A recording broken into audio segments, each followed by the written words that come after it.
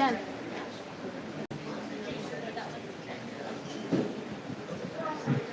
Hello, and welcome to Opportunity Homes San Antonio's Operations and Real Estate Committee meeting.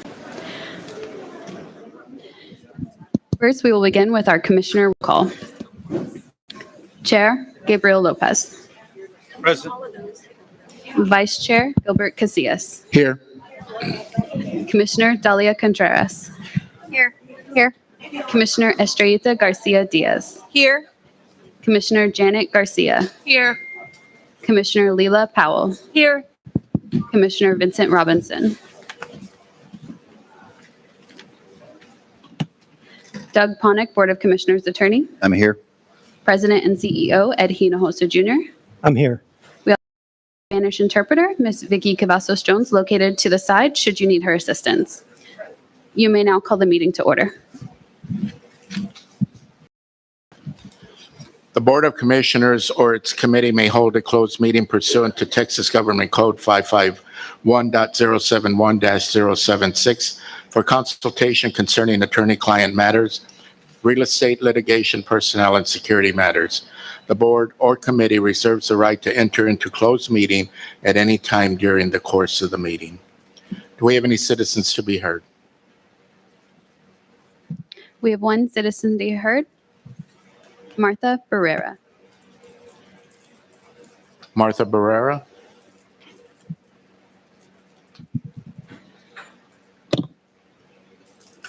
Is Martha here?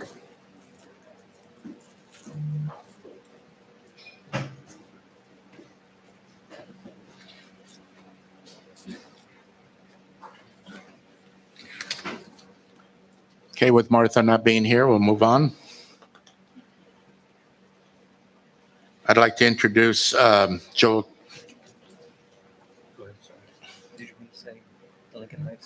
Oh, did you want to speak in that? Okay. Yes, I'd like to ask two things. When we had the Lincoln Heights community meeting a month ago, we walked the property and identified a couple of opportunities, knowing that we don't have significant funds to commit to the result of the design process, but in the interim to identify the highest pain points and see if there was an opportunity to do something with the funds we have. Do we have an update, or can we request that that be a part of the next meeting?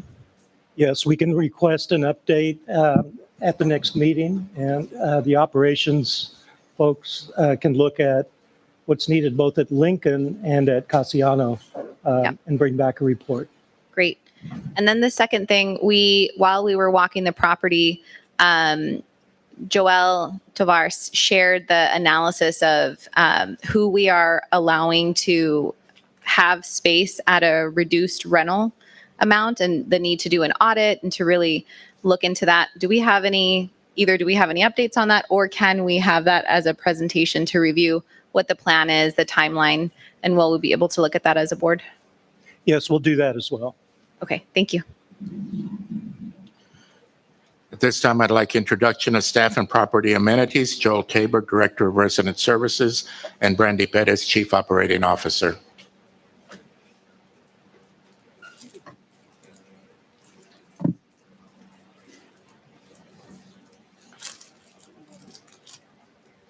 You want me to get them? Good afternoon, commissioners. I apologize. We're actually trying to get our team in here. They're running around still trying to address everybody's needs. And so Joelle is putting out the word. But I do want to take the time to obviously welcome y'all to Victoria Plaza.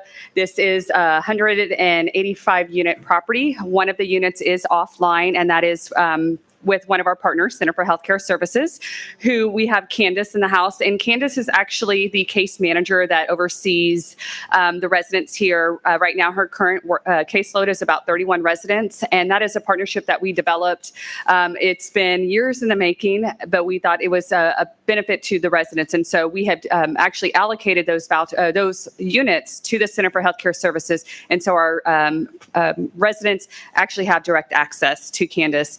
The Center for Healthcare Services is also looking to expand the services there. And so they're really trying to meet the needs, not just of the residents here that came through that program, but also there may be some other residents enrolled. And so they're looking to actually add an intake department as well as telehealth as to that process as well. So we're really looking forward to that. Have they arrived? Okay, the staff is on their way, and I promised them I wasn't going to make them talk. And so, but I did say if the board has questions, you'll have to answer those. But in the meantime, as they're making their way over here, Marie Flores is our community manager, and she has been the community manager at Victoria Plaza for many, many years. Actually, Commissioner Casillas lived at Victoria Plaza years ago and has known Marie. She has a wonderful staff here. Our maintenance supervisor is Lazaro, and then we have George, who is our senior tech. We also have Enrique, who is one of our maintenance techs. So right now, as we kind of talked about in the past, we have some staff shortages, but we also have had some temporary help as well. And then we have two wonderful CSSs, and that is Hector and Anna. So their hard work and dedication to this community has paid off. All of the outside of when I had the opportunity to talk to Hector during lunch, and he says, my baby is gone, and I've now seen it turned over to these leaders at Victoria Plaza. And so with Marie, here she comes. I told her she was running around. And Tanya is the assistant manager. So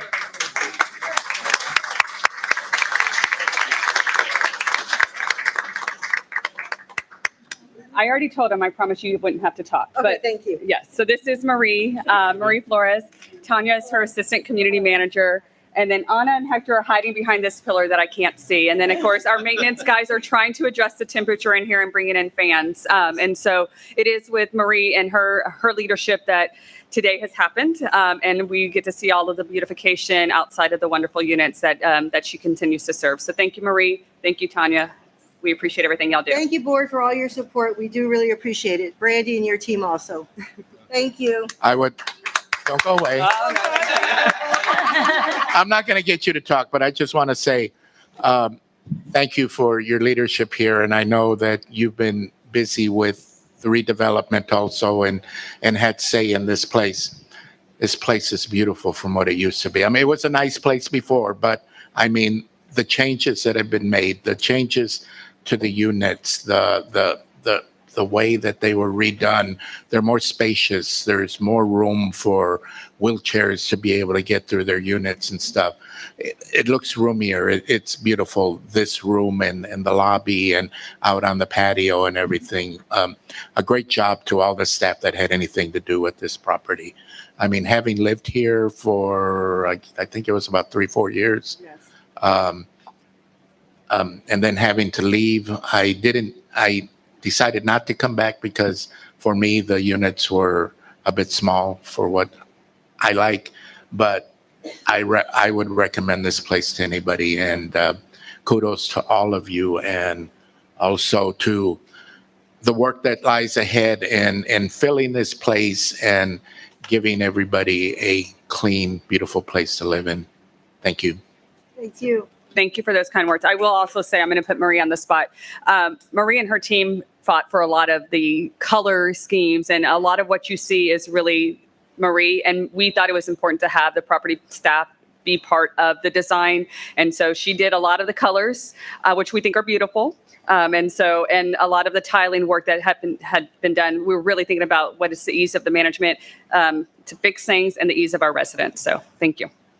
Good job. Thank you. you. Thank you for your support. I wanted to say one thing, at least, am I on? Can people hear me? I'd be remiss, we never had a chance to properly thank Hector. But Pat, I didn't see him in here, but I saw him briefly earlier. He's out there. Okay. Give kudos to Hector and his team too. Yes, So, we will. Thank you.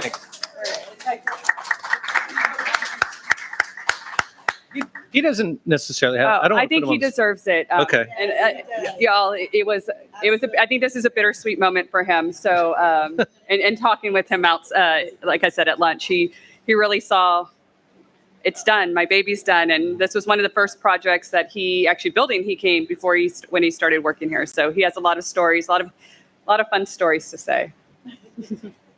You can shed a tear. He would, Us, yes. Yes. Yes.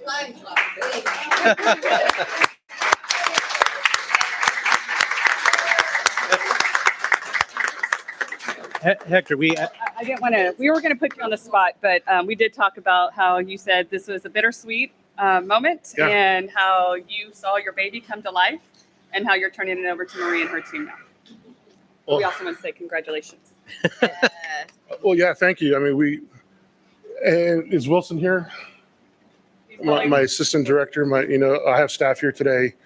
It was a big team effort. Marie and her staff were with us along the way. They never missed a single progress meeting all those years that we met.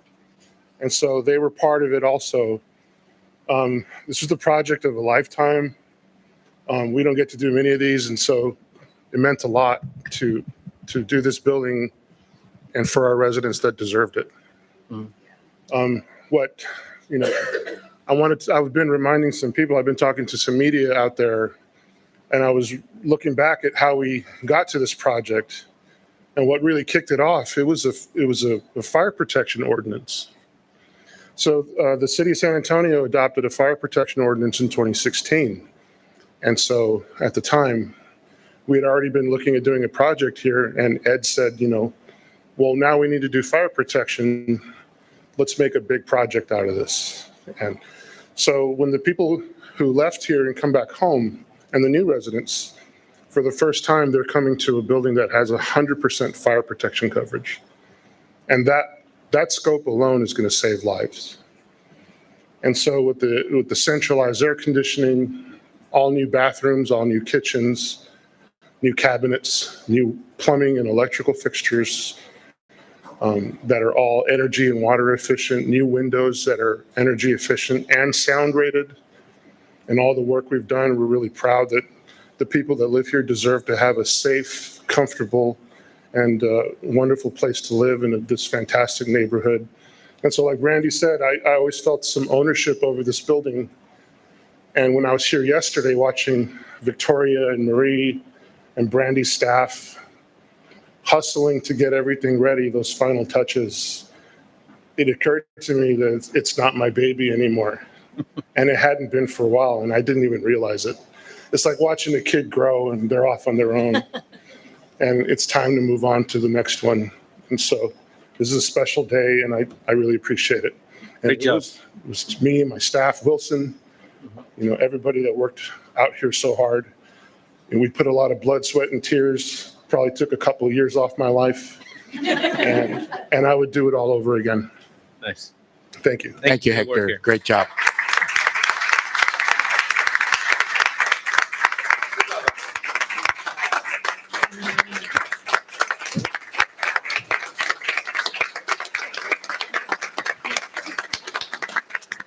No crying. No crying. At this time, we'd like to give recognition to our prior board chair, Mr. Lopez, our board chair. We wanted to take the opportunity to thank our previous chair for the work that she provided this organization. And with that, we were going to have a plaque, I believe, that we will have sent to her. She was unable to attend today, but on behalf of the board, I wanted to give much appreciation to the work that she provided to us. Thank you. Thank you. At this time, we'll go into individual items.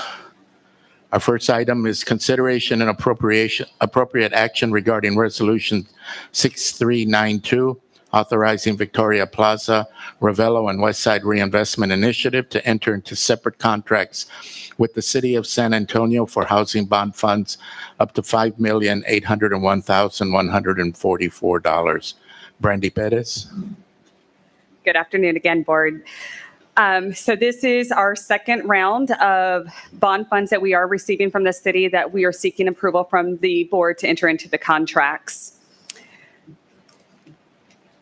So we're going to talk about the approved projects, the timeline, and then just ultimately what I'm seeking today is the contract approval.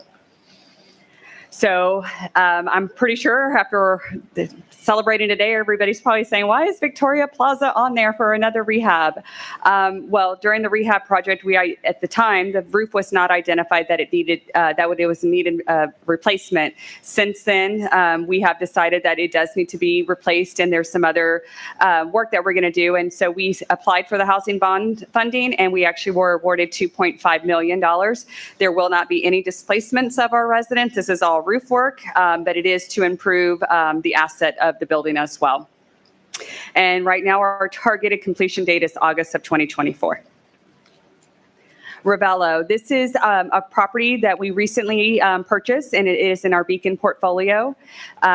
Sometimes when we take these communities or purchase them after the 15-year mark, there is some upgrades that need to be done. And so we also were awarded $2.5 million in housing bond funds to do some site improvements, such as the balcony repairs, exterior repairs, interior, some elevator, and some fire safety upgrades.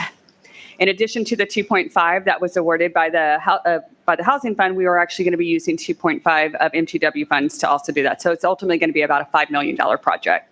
We have an estimated completion date of July of 2025 for that one.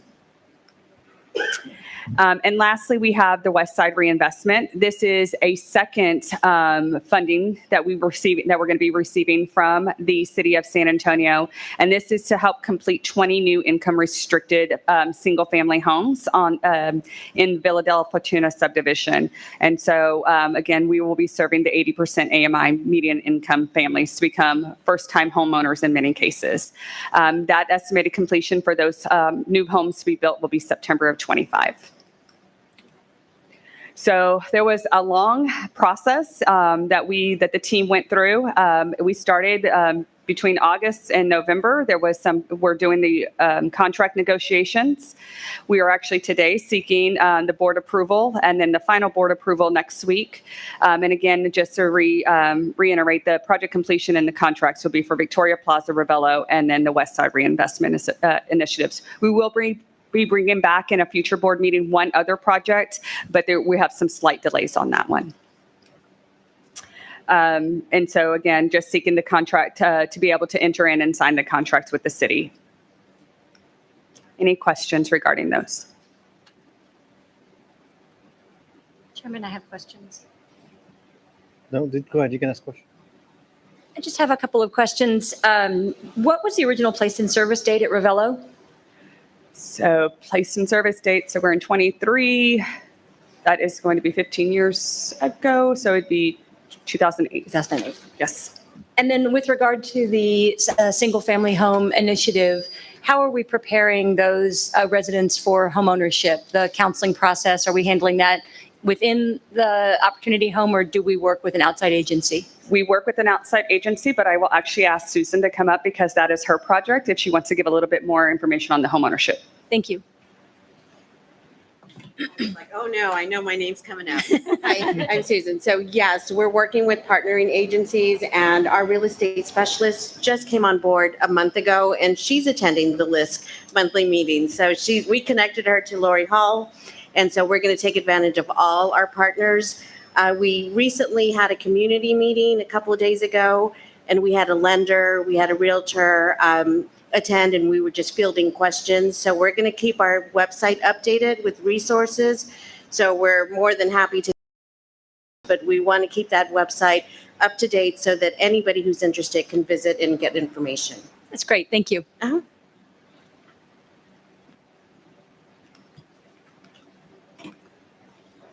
I'll make a motion. If no other questions, I'll make a motion to approve Resolution 6392 to move to the board meeting.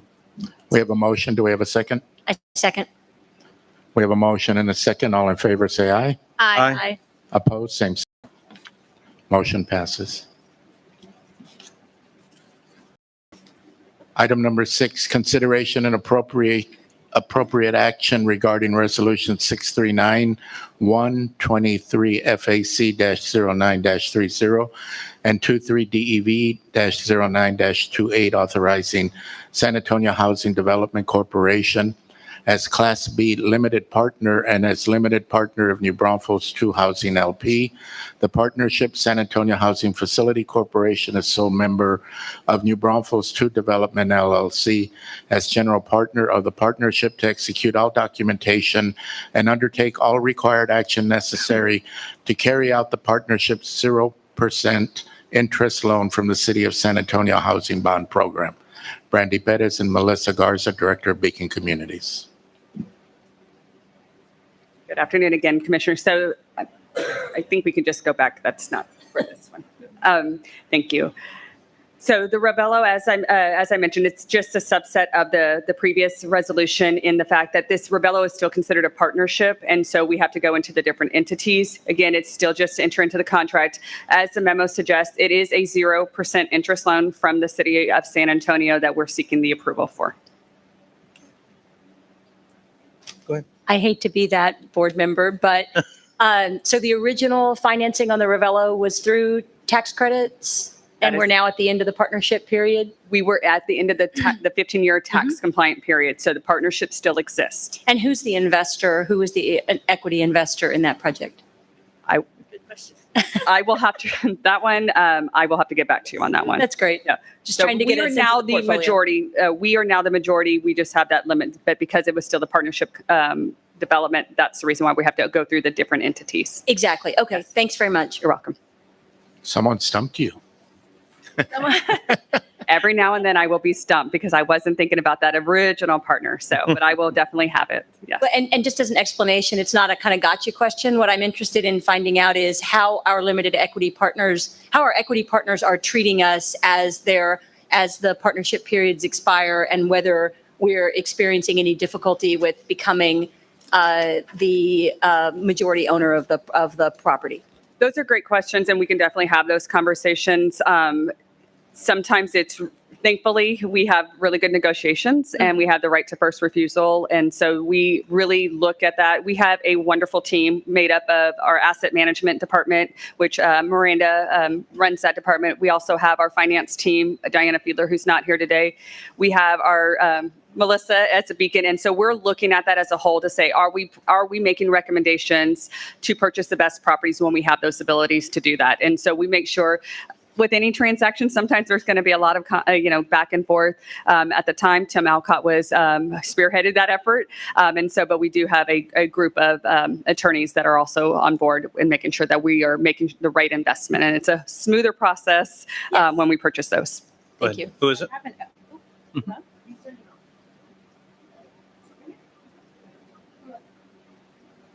You can use this one. You can use this one.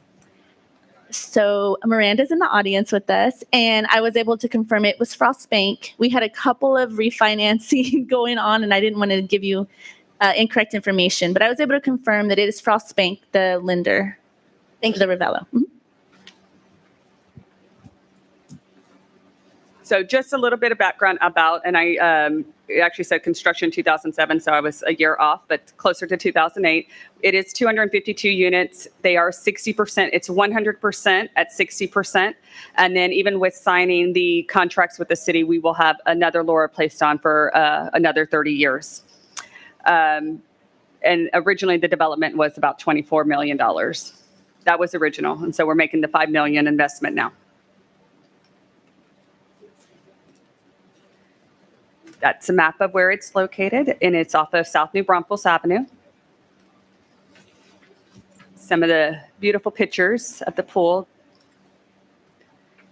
And then here is the ownership structure.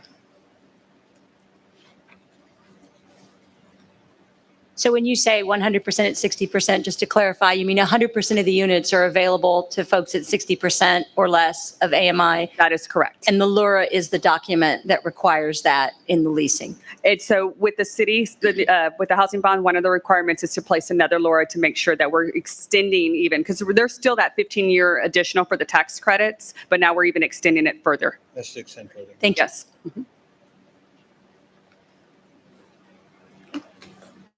Any other questions? Oh, sorry, it's your meeting.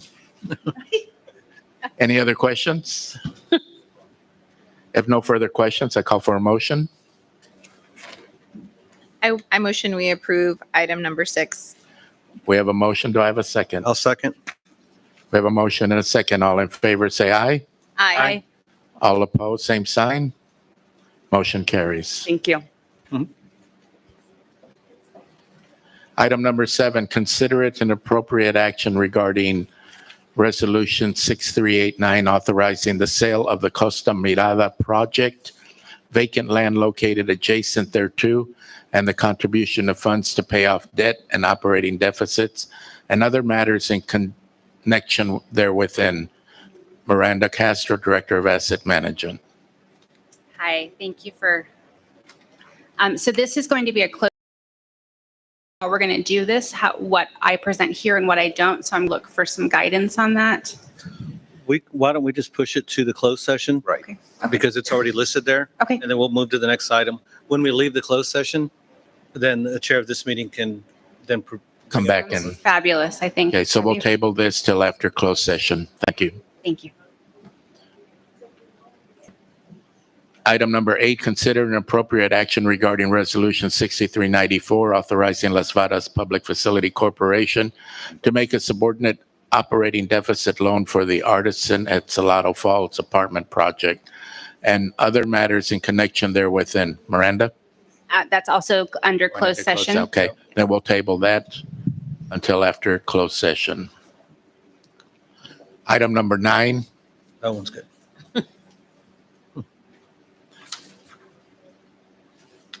consideration approval regarding Resolution 6388 authorizing the Las Vadas Public Facility Corporation and the San Antonio Housing Facility Corporation to approve inducement resolutions for the following proposed tax credit and tax exempt bond financing project. North Pond Apartments.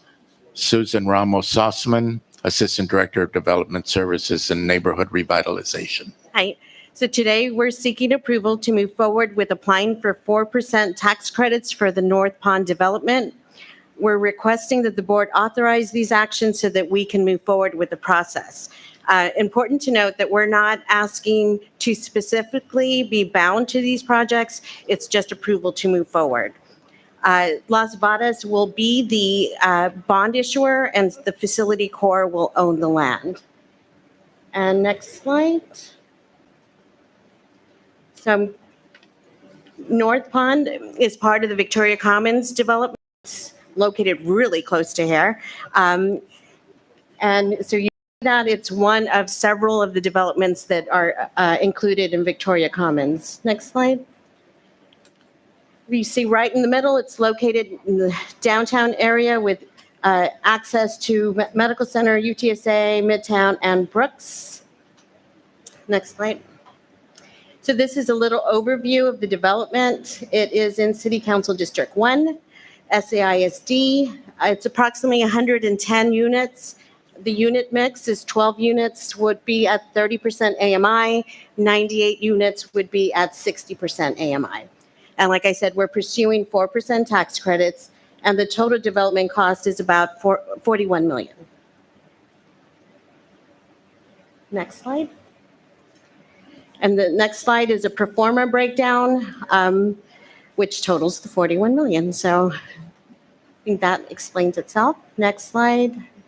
And we're at 2 questions. So once we receive approval from the board, we'll move forward with the application, and then we will come back to the board for final approval. So Susan, I think it's probably appropriate, given that we've got a couple of new board members, walk them through the steps that these projects go through, from inception to when they actually, because it may be a little bit confusing that what we're approving on. So if you just walk them through, just high level, don't have to go too far into details. So with the bond process? Right, just what the steps are, why they see it a couple of times before it actually comes to fruition. Okay, so we are working with Catalyst, which is our master developer. And so they are drawing the designs for each of the developments. Some are multifamily, some are single family. And so today we're talking about North Pond. We're looking at financing, and so their opportunity has become available for us to apply for some tax credits. It's really beneficial for us, and the tax credits are to encourage affordable housing. And so if we partner with them and issue the tax credits, we do get some fees, some bond fees, and then we're also eligible to get developer fees. So that provides us with opportunities to earn some dollars that we can later reinvest in more affordable housing. So at this time, we're looking at getting the approval for bonds, and then we can move forward with financing. We'll close on that land, and then we can develop it. Are we developing that, or are we looking for a developer? Tell us. Catalyst is the master Oh, okay. developer, but we are a partner. Okay, thank you. And then do you want to just share about the next phase of approvals? Like today we approve this so that new board members know what's next. So if it gets approved today in board next week, then we will submit the application. Once the application is reviewed and approved, then we'll determine. We're requesting, I think it's 27 million because that's the volume cap that we're eligible for. Important to note that if we don't use it all, we can give back. We inflated it a little just in case we need it because you can't ask for more, but you can give back any surplus.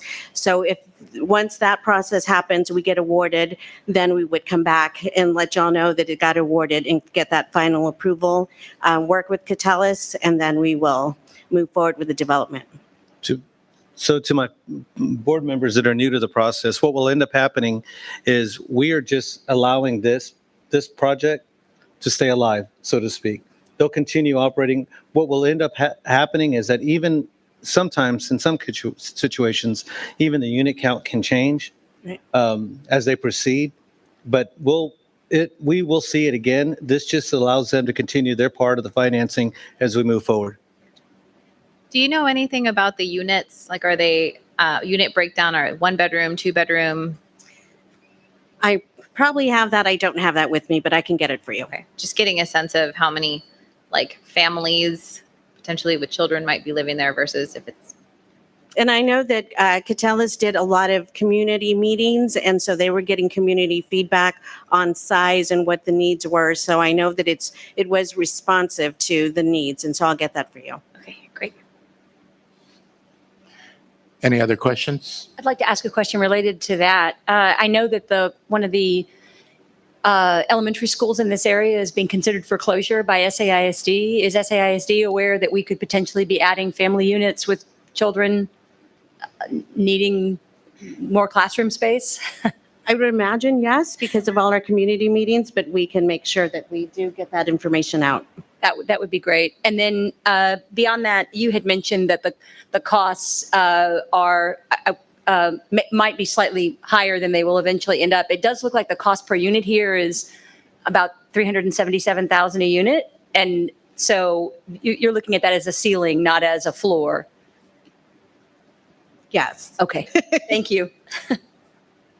As a general question, I would love to get an org chart that shows our relationship to Las Vadas and how the PFCs relate to the authority, and then not every single financing structure, but a typical financing structure.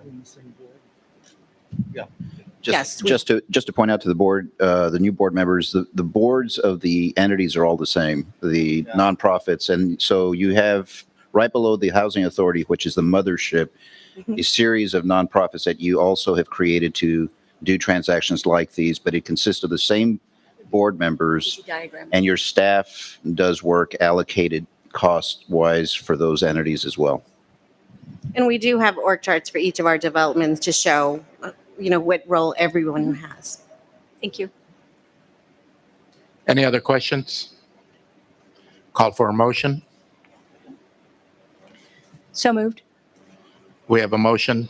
Call for a second. Second. We have a motion and a second. All in favor, say aye. Aye. All opposed, same sign. Motion carries. Thank you. Item 10, consideration and appropriate action regarding Resolution 6393, authorizing the President and CEO to approve and proceed with various providers of employee primary health plans to include medical, dental, and vision plans. Other employer-provided plans provide for short-term disability, long-term disability, life insurance, and ancillary benefit plans, and electronic benefit enrollment platform for calendar year 2024 at a projected cost to the employee and employer of $10,021,875. Ayana Longoria, Director of Human Resources. Good afternoon, Commissioners. Thank you. I am Ayana Longoria, Director of Human Resources. With me today, I'd like to introduce Scott Gibbs and Judy May, who are with us from McGriff. They are our broker that assists us with the solicitation and review of our benefits. So this particular year, we did have to go forward with an RFP for our medical, dental, vision, and legal plan, as well as our employee assistance program. And I don't know if you guys want to say a few words about that? No, I think we're good. Okay. If you have any questions, they're available to answer the RFP process. So we will go into the benefits and where we're headed. So for our medical, we're choosing to stay with Blue Cross Blue Shield of Texas. They are a national network. They do offer 24-hour availability via telehealth, and that is still something that is a carryover from the pandemic that seems to be very helpful for our employees. Of course, hospitalization coverage. They do offer skilled nursing facilities, home health care, and then, of course, behavioral health and substance abuse needs. They also offer a robust pharmacy plan, which includes a 4-tier pharmacy option, which goes everything from generic, of course, to brand and premium drugs. They offer something called step authorization, which is a benefit for us as the employer to ensure that when a prescription is made, that if there's an alternative that could work, they work with the physician to make sure that every other option is explored before they go to the name brand drug. So there is an opportunity to ensure that there are other low-cost alternatives. And then, of course, the mail order program.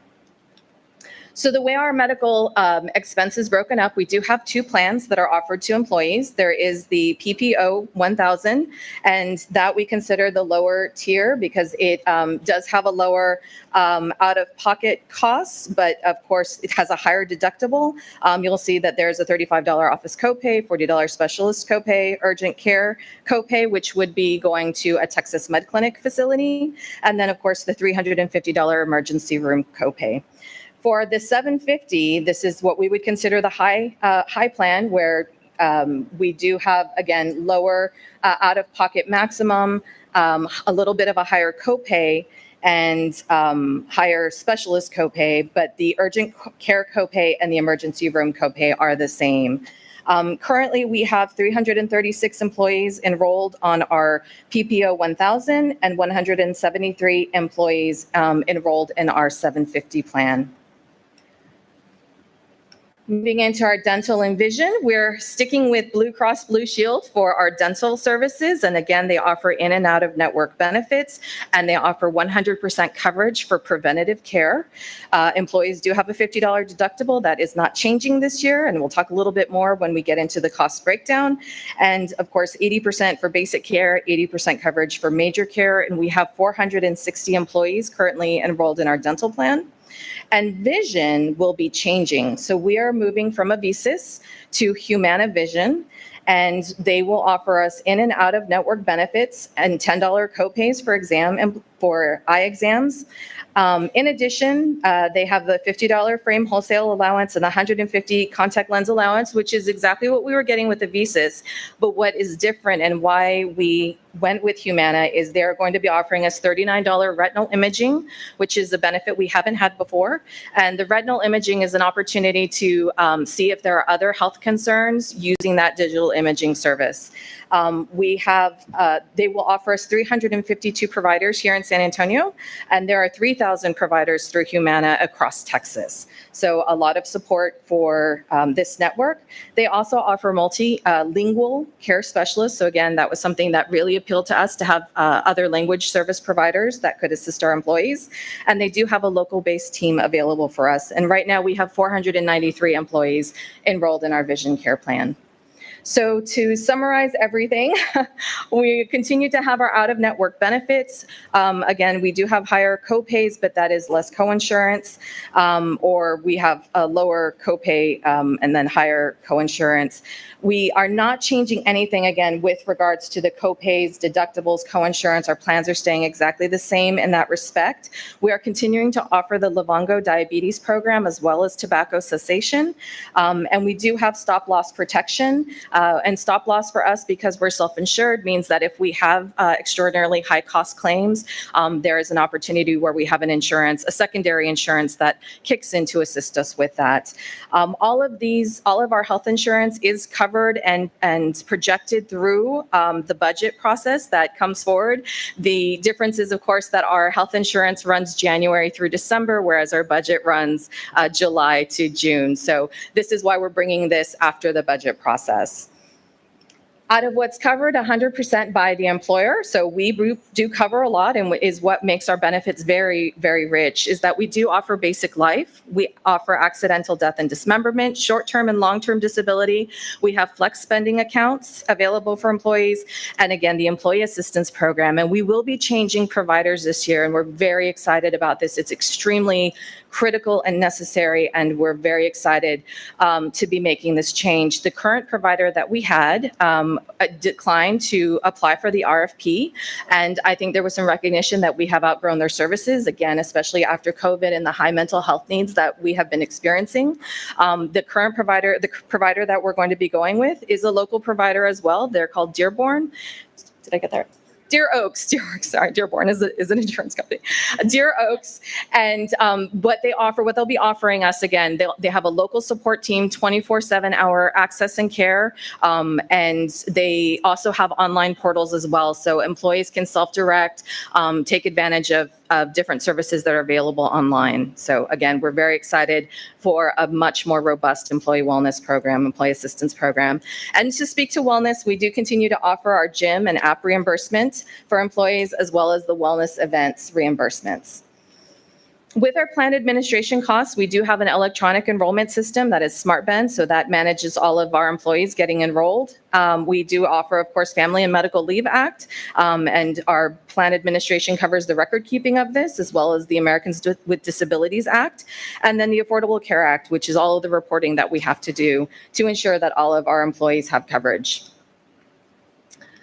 Moving on, so we do offer some voluntary benefits, and these are things that employees can pay for and add on as supplemental life, supplemental accidental death and dismemberment, accident coverage, critical illness coverage, and legal. And so out of these, we do have a new legal provider coming forward. It is AROD, and again, their services are in line with what we've had before. They're actually going to provide a little bit more for the same cost. So I think, again, employees that have been with our legal plans will be happy to know that they're going to get some more benefits if they like to continue to work with the new legal provider. So here are the projected expenses for 2024. And as we mentioned, we are requesting a total amount of $10 million. And where we see the primary health care plans is where our increase, or the majority of our employees pay out of. And we have the 100% employer provided, of course, is being covered by us. The wellness is being covered by us, and the plan administration is being covered by us. So when we went into 2023, so this was coming into this year, we had 470 employees that we projected for plan coverage. And at the time, again, coming into this year, so this is basically last year's ask was for $8,213,169. And what we wanted to show again is that we have increased in terms of our primary healthcare plans. That's where the significant cost increase has come into. And so when we break down where we're at and what will be the employee portion of coverage payment and to what our employer portion of coverage is, we do have the breakdown for each of the levels, so the 1,000 plan and the 750 plan. And so the employee only portions will be going up by 15%. And we do have the breakdown of what that increase is per type of coverage. So it will all depend on what their coverage levels are. But one of the critical things that we do want to make sure that we point out is that we're using this opportunity with this increase because we did do the class and comp earlier this year. And so we did do a very generous amount of salary increases. And so we went from $15 to $20. And so that is an increase of $340 per paycheck. And so if we have an employee only, their paycheck increased by $340 and we're asking for an extra $662 out of their paycheck if that's the plan that they're on. So again, this is an opportune time to take, to try and recoup some of what we have been expending on our insurance and just keep it in line with where the market is at. And so as we get into that, so dental, this is where we were really excited. As you can see, dental is not changing at all. So our rates are exactly the same. Our vision is going to be exactly the same. And as we were saying, we're excited that the vision will have better coverage. So when we go into this study and when we were making sure that we're in line with where we are, of course, we look at similar sized companies. We want to make sure that they're governmental entities, that they're Texas-based. We do a quarterly review of our utilization just to make sure that we're on trend. And we're looking again at those high cost claims, at unexpected claims, things like that we weren't aware of. And we do work very closely with McGriff and our finance staff to ensure that we're keeping to our budget. Of course, the medical trends that we want to make sure we touch on is this deferred care. So of course, during COVID, a lot of care was pushed off. People thought, I'm not sick, I don't want to go see the doctor. And when they finally did, then we saw an increase in that preventative maintenance that could have been, taken care of sooner has turned into something that requires more care. So that has also been the increase in pharmaceutical costs.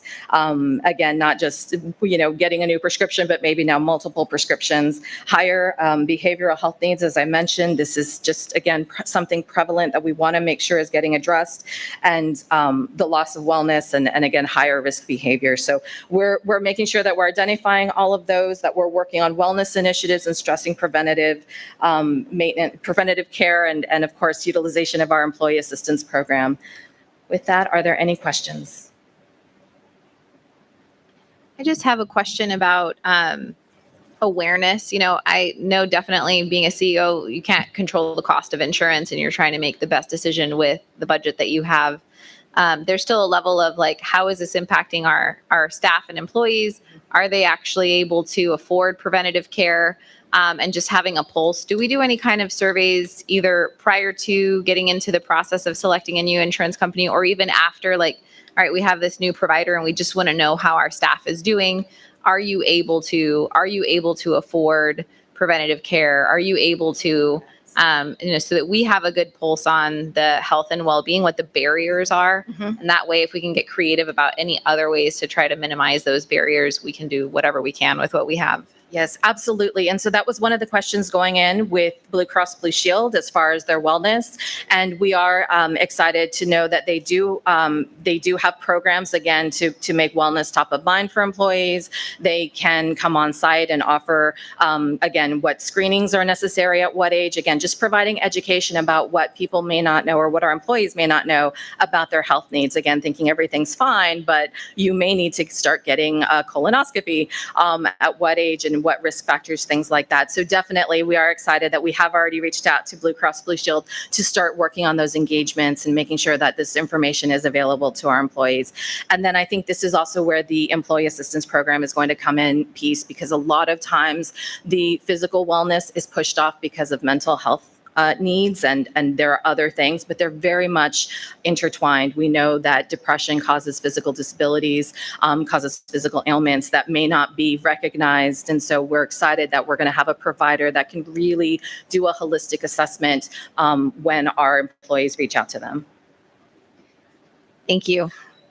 I don't think that answers the question though. So maybe I might be asking it. I need to maybe ask it differently. Do we have a pulse on, even with these new prices, are Opportunity Home employees actually able to afford engaging in preventative care? Have they told us if that's real for them or not? Do we have any way of collecting that information? So we have performed surveys in the past regarding our healthcare benefits and what we offer to see if it's affordable to staff. Also, if staff is engaging in those various plans and what other types of insurance or options they'd like as well. So we have done that type of survey in the past. Most of our preventive care, basic preventive care across the board is free. So it's already covered, so there's no cost to the employee. Okay. Okay. So even with increased co-pays, it doesn't impact their ability to, right? It's always good. I mean, I don't know how often we do staff surveys, but if we have like a new provider and it's a big shift and there's increased costs and they're engaging with that shift through their healthcare journey, it might just be good to do a survey like, hey, how's it going? What's working? What's not working? What are the things we should be aware of that we could potentially talk about as an organization and see if there's a way to, I appreciate that you've done that, and maybe there's an opportunity to do that with this shift. Yes, we absolutely can. I want to say the last survey we did was in the spring, not last year, maybe the year before last. So we could look to maybe do one this spring. Those were exactly the same questions I had with an additional question, just looking at the total headcount of employees being higher than the individuals who take advantage of the plans. Just when we do that benefit satisfaction survey, understanding what they're taking advantage of in order to obtain insurance coverage, and if just making sure that none of our employees are going without coverage. And also the difference between last year and this year, and I know there's more employees to cover and everything, it's about a $1.8 million difference from last year's cost to this, Correct. the next Yes. year. And our headcount this year is 690. Okay. So yes, definitely a significant increase in our staffing count. Any other questions? Any questions? At this time, I'd like to call for a motion. So moved. We have a motion. Do I hear a second? I'll second. We have a motion and a second. All in favor, say aye. Aye. Aye. Any opposed? Same sign. Motion carries. Move on to discussion items. Discussion regarding Opportunity Home recruitment and staffing update. Ayana? Thank you. So I am pleased to give you this presentation. And for this particular presentation, it would have happened at the last committee meeting. So the numbers are a little outdated, but what we want to do is close out our fiscal year 22-23 and let you know where we were, how we ended, how we progressed through last year. And we had a lot of activity, a lot of momentum, and I'm very excited about our progress. So where we ended out. So we started July 1 of 2022 with a headcount of 506 employees. We added 173. We did have 133 departures, but we ended out the year with a total headcount of 546. So our current budgeted positions when we started, again, at July 1, 2022, we had 673 budgeted positions. Throughout the year, we added, maybe I'm on the wrong slide. Yes, there we go. We added 18 new positions throughout the year. Subtracting our headcount from where we ended out, we had 145 open positions that needed to be filled throughout the year. So with that, we always look at what positions are on hold. And these are positions that we can't fill for various reasons, either because the department is not ready, it could be a change in job, they may be looking to change the position or change the duties. And so while they're going through that process, again, this position goes on hold. Additionally, we also have positions such as our Beacon Communities, where we anticipated bringing in these communities and we're getting ready to get staff to start. However, there were delays and we can't hire staff until they're ready to go. So we did have vacant positions on hold.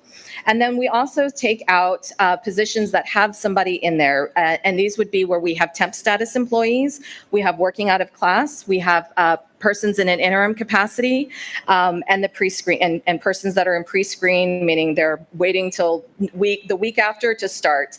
And the important thing to note with working out of class and interims is that these are really wonderful things that happen in our organization, because this means somebody is promoting, somebody is moving up, and this is absolutely what we want to see. Unfortunately, sometimes this does create a domino effect because they're moving up to fill a position, but they're leaving one behind that's open. So while we're excited to fill the position, it doesn't quite fill the vacancy. We still end up with a vacant position to fill.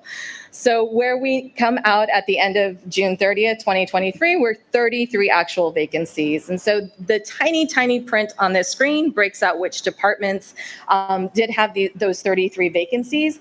But one of the things I want to point out, and this is again where I get very excited because I know we have been short-staffed in a lot of our critical operations departments for a long time.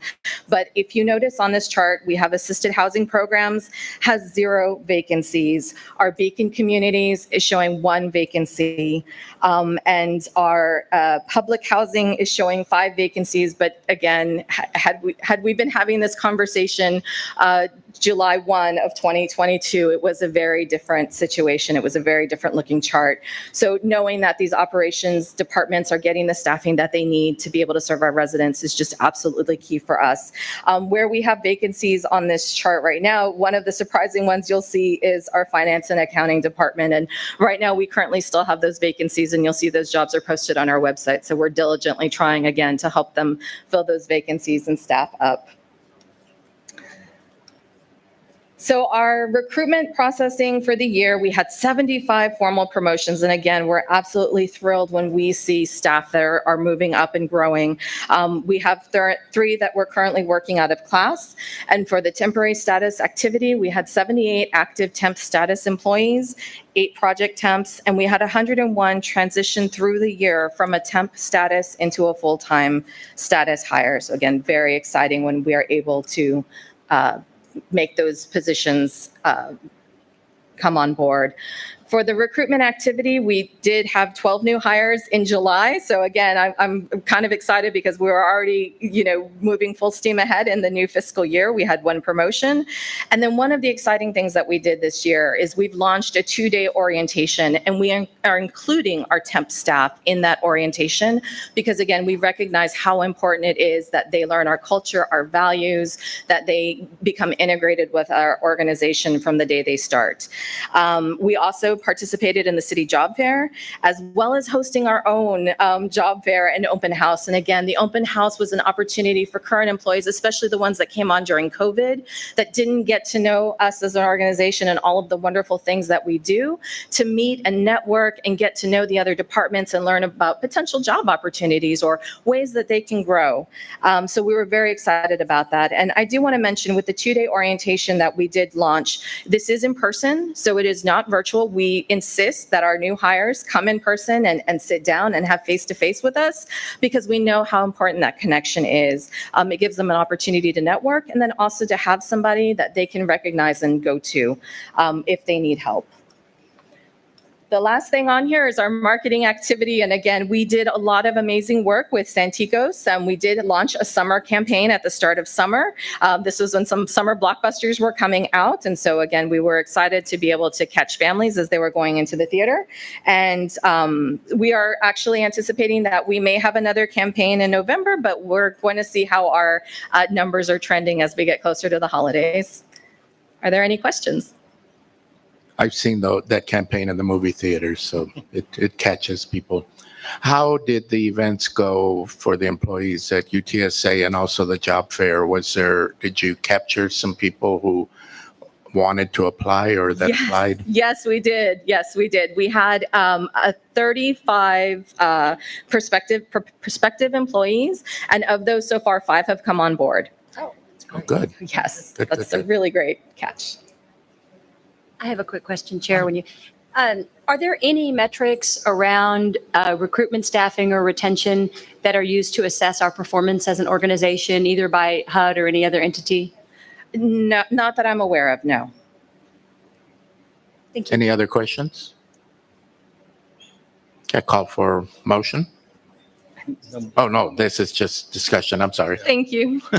Thanks, Ayana. Thank you.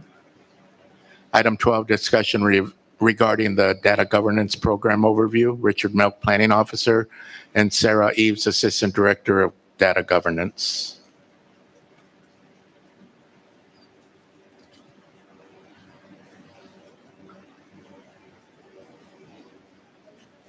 Welcome. Hello, everybody. I'm just going to introduce Sarah Eves to you. Sarah's been with the organization for 12 years, and has taken the lead on a number of initiatives around data governance, data quality, GIS, mapping, and today we'll be bringing you up to speed on our data governance program. Thank you, Richard. Thank you for having me. I will talk about data, but don't worry, I'm not going to actually talk about data today. I'm going to save that for another day. This is a brief overview of our data governance program, which is relatively new to the organization. Before we kind of go into our program, I wanted to provide a little bit of context, some regulatory or legislative events that have happened in the last 10 years that have kind of laid a lot of the foundation for us. We're relying on our federal 10-year data strategy, which was developed in alignment with the Evidence Act in 2019. There's been several bills passed through the state legislature that have established a data office at the state level with a data open portal. And then here locally, which is the most exciting for me, is our city has engaged in becoming a smart city using technology and data, and we want to be a part of that. And so we signed on through Joanna's leadership with the ILDSA, which is the Interlocal Data Sharing Agreement. And we now meet monthly with our colleagues at the city and other organizations to talk data governance. It's not the most exciting for most people, but it's exciting for me, so I guess that's what matters. Okay, so what is data governance? In short, it's a combination of things that revolve around people and communication. And it's about describing and recognizing our roles and responsibilities in how we manage data and the decisions that we make in managing data. Why is it important for us? We always bring it back to our mission. Our mission at Opportunity Home San Antonio is to improve the lives of the residents that we serve by providing quality, affordable housing and building sustainable, thriving communities. That's why data governance is important for us, because we need to rely on data, quality data, to tell us if we're doing that. And so when we talk about data governance with our colleagues, we always bring it back to that. And one example outcome, and you'll hear a little bit more from Richard in the next presentation, one of our outcomes, our priority outcomes, is that residents live in quality homes. So how do we measure that? How do we quantify that? How do we hear from residents themselves that it's quality for them? And so we really take data governance at heart for this to make sure we're collecting survey data that is representative of our residents. We're collecting other information through our operations department so that we can measure and use the best data available to ensure that we're having the impact that we want. So we do housing, right? So we provided a slide to kind of do a crosswalk. What does it mean to manage an asset, a real estate asset versus a data asset? What we're doing with data governance is we're systematically shifting how we manage data to managing data like we would any other asset. So on the screen, you see a building and property. That's our data asset. We have an owner, a landlord at the property. We have data owners and trustees of the organization. We have a property manager. We have data stewards, right? They don't own the data, but they are responsible for ensuring that it's clean and it's timely and it's kept up to date. Tenants or residents, we have consumers and users of our data, both internally and externally. Building architecture, there's a whole field around data architecture, property condition, data quality, and building life cycle, data life cycle. So again, our data trustees, this is some examples of what we've put into place this last fiscal year. Data trustees have ownership responsibilities for the data asset. These are our directors in our departments. Data stewards, our key data professionals at the organization, are responsible for the upkeep and maintenance of data, and then data consumers use it. So some key accomplishments, like I said, this is stage, I would say, and we're measuring ourselves on a maturity model. So we know that none of this is going to happen overnight. But some of the key things that we did last year is we've stood up a working operating model that includes 3 cross-departmental teams. Data is a team sport, so it's really important that we have everybody at the table that needs to be at the table.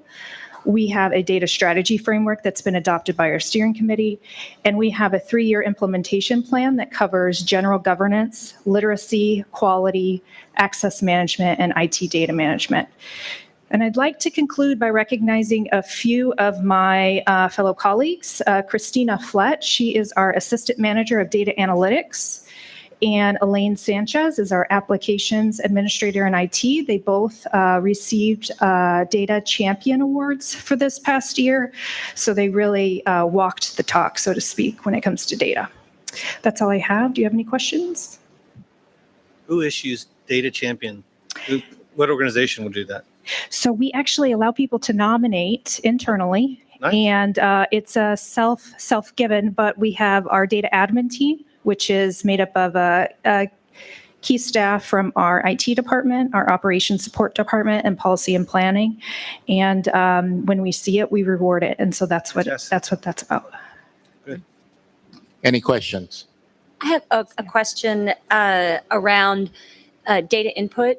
And I know we work with a lot of systems that are mandated for input, and that's the first step in ensuring that we have quality data. Do we do real-time monitoring around accuracy of input and employee performance? And do we have training programs that relate back to making sure that the initial quality of the data is high?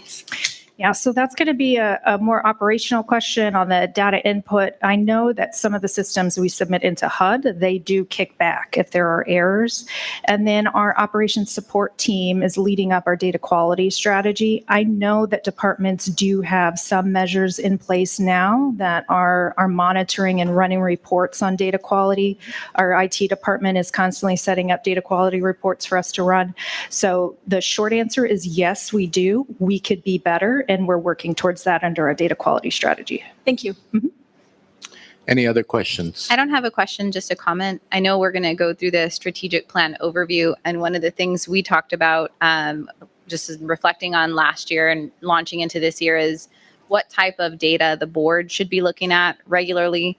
What are the KPIs that are at the board level that we should be reviewing, and how do we build in more of a data-driven review process and/or at this table?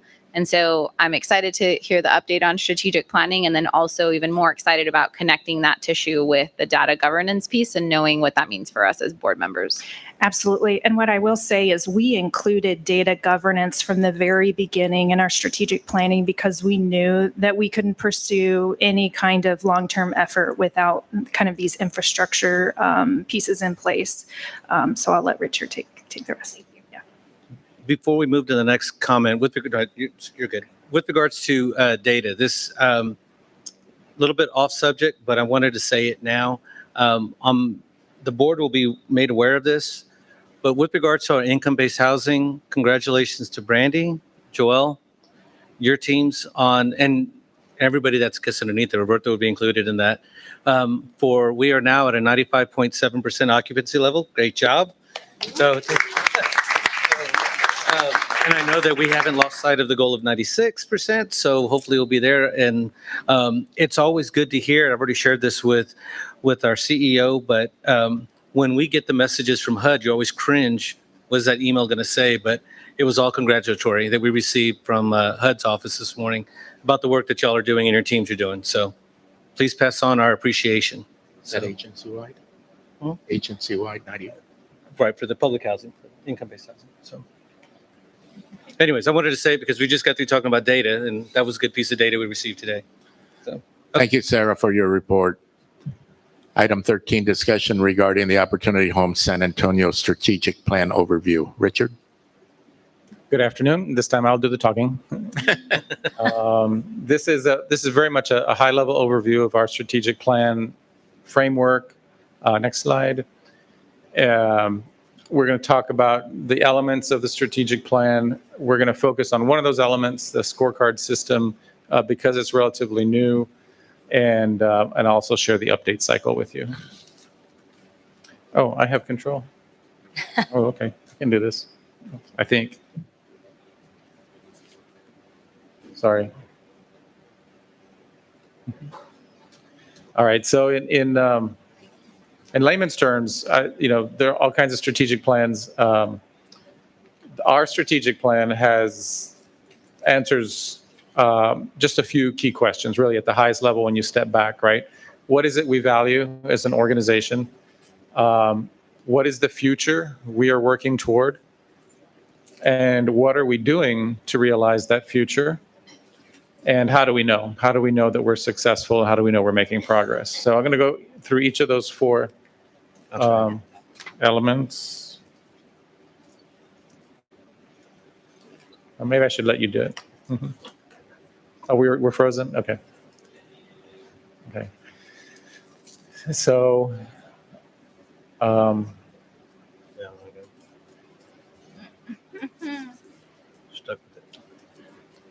Greater technological proficiency is what we're working toward, right? that's what we're working towards. That's part of the plan. Richard, Yes, sir. That's true. You have it in front of you, and I think I know it. So no, I'm offering it. that's okay. I mean, we can go We're on through- that slide. Let's go to that slide. So, what we value, we talked about our values, equity, compassion, and excellence, right? And we've talked about how for each of those three, we've been challenged to really focus at what they mean at a systemic level. What does it mean to be a compassionate organization? What does it mean to be an equitable organization? What does it mean to be an excellent organization?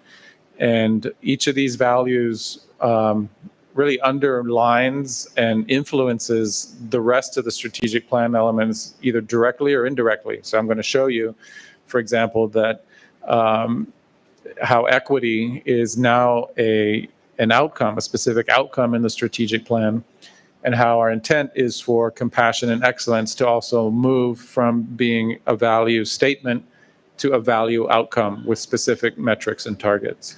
We're there with equity, but we will get there with excellence and compassion. All right. The next slide is the future we're working towards. Correct? Everybody there? The next one. Oh, okay. Appreciate it. Okay. All right. The future we're working toward. And on the slide is you see two boxes. The one on the left is a set of general statements, and the one on the right is a more specific statement. So when we describe the future we're working toward, we describe it, there we go, in a couple different ways. We have general statements. Like our vision statement describes the future we're working toward. Compassionate, equitable, and vibrant communities where people thrive, as our chair said this morning. And our impact statement also describes that future in a general way. The whole San Antonio area has a high quality of life where all are thriving. But we also get more specific. We also develop specific outcomes that we want to achieve around resident quality of life. Specifically, residents feel safe, residents live in quality homes, residents have meaningful housing choice, and resident race does not determine housing assistance or support service outcomes. Okay, next slide. So with that vision, with that vision of the future, with that description of the future in mind, the next question is what do we do as an organization to get there, right? Again, we have a general statement and we have more specific elements. So the general statement is our mission statement. In general, we improve the lives of our residents. And we do that in a number of different ways, right? In general, by providing quality, affordable housing and building sustainable, thriving communities. But specifically, each of us, has our specific responsibilities and roles in which that we do on a day-to-day basis. Each of our departments, each of our programs improves the quality of life of residents in very specific ways. And our strategic plan starts to structure how that works. So we recognize, for example, that to achieve our resident outcomes, for example, residents feel safe, residents live in quality homes, there are employee-specific outcomes we need to achieve. Employees need to feel that they thrive here at work and that they're we'll tell folks that this is a great place to work. We also recognize that there are community outcomes that need to be achieved around trust and mutual investment in our work. We then get to a level where we talk about outcome strategies. And so what that means is once you've identified an outcome, like residents live in quality homes, then the next question is, well, what are the key strategies that we're going to focus on, right? Because we could do any of 100 things, but what do we choose to do? What are our priorities? What are the strategic investments we're making? And then at the highest level of detail from the strategic planning, at the most detailed level from within the strategic plan, we have logic models that describe how the outcomes connect to specific day-to-day activities, output goals, and other more detailed elements for a specific year. Next slide. So the final piece of the strategic plan is how we measure success. How do we know we are achieving our goals? We've defined a future. We're describing how we're going to get there. How do we know? How do we know we're making progress? How do we know we've achieved those goals? So that is a system of feedback and communication. We survey employees, we survey residents, we survey the community, and we ask them. Many of our strategic plan indicators are survey driven. We collect those indicators in dashboards so that we can see the progress in a visual way. And then we also have a new scorecard system I'm going to talk about in a minute. Next slide. And then one critical piece of the feedback work is actually taking a little time out of the year to step back, look at the big picture, do some learning as a team, do some analysis, and really think about changes in strategy. What do we need to do differently going forward, given changes in our environment, changes in policy, and successes that we've had. So there's a research and evaluation piece to our work, data analysis and mapping, strategy maps, and a theory of change that underlies what we do. Next slide. All right, so the scorecard system is an organization-wide system that aligns our work across 3 tiers of scorecards. Tier 1 and Tier 2 were developed last year, and we are rolling out. Tier 3 we're developing this year, and I'll talk a little bit about the difference between those 3. But in general, Tier 1 is the organizational priorities. Tier 2 are department priorities, and Tier 3 are individual or position priorities. Next slide. So what this looks like in theory is represented here on this slide. So Tier 1 organization priorities, for example, residents live in quality housing is the top level organization-wide. This is identified as a priority, and we ask the entire organization to reflect on how we can get there. And we have a high-level measure, a percent of residents who say they live in quality housing. That comes out of a survey. So Tier 2 is the department level, and the department is, every department is different, right? Each department has its own purview, its own resources, its own specialties. And so the response to this outcome will differ by department. But in this example, we have a department that whose outcome, and this is all hypothetical. So department that says pest control is effective. That's their outcome for their department. And they have their own outcome indicator that measures the number of pest control related special requests. So those 2 structures are in place. Tier 3, it will take it down to the individual level and ask each role, each position to define what is it that you're doing to accomplish your department's priorities. And so in this case, it could be someone who's responsible for ensuring that residents are prepared for seasonal challenges. And we'd be tracking the number of seasonal alerts and other communications that are given out to residents. I have a question here. Yep. Is that okay? Yes, of course. I know this is just an example, but it brings to bear a bigger question. So residents living in quality housing, I know like quality, dignity, affordable, safe, those are all terms in our priorities and our beliefs. Mm-hmm. Have we defined, like, I definitely agree that our data point should include resident feedback, right? Do residents believe that the housing is quality? I also wonder about, like, have we defined what that is?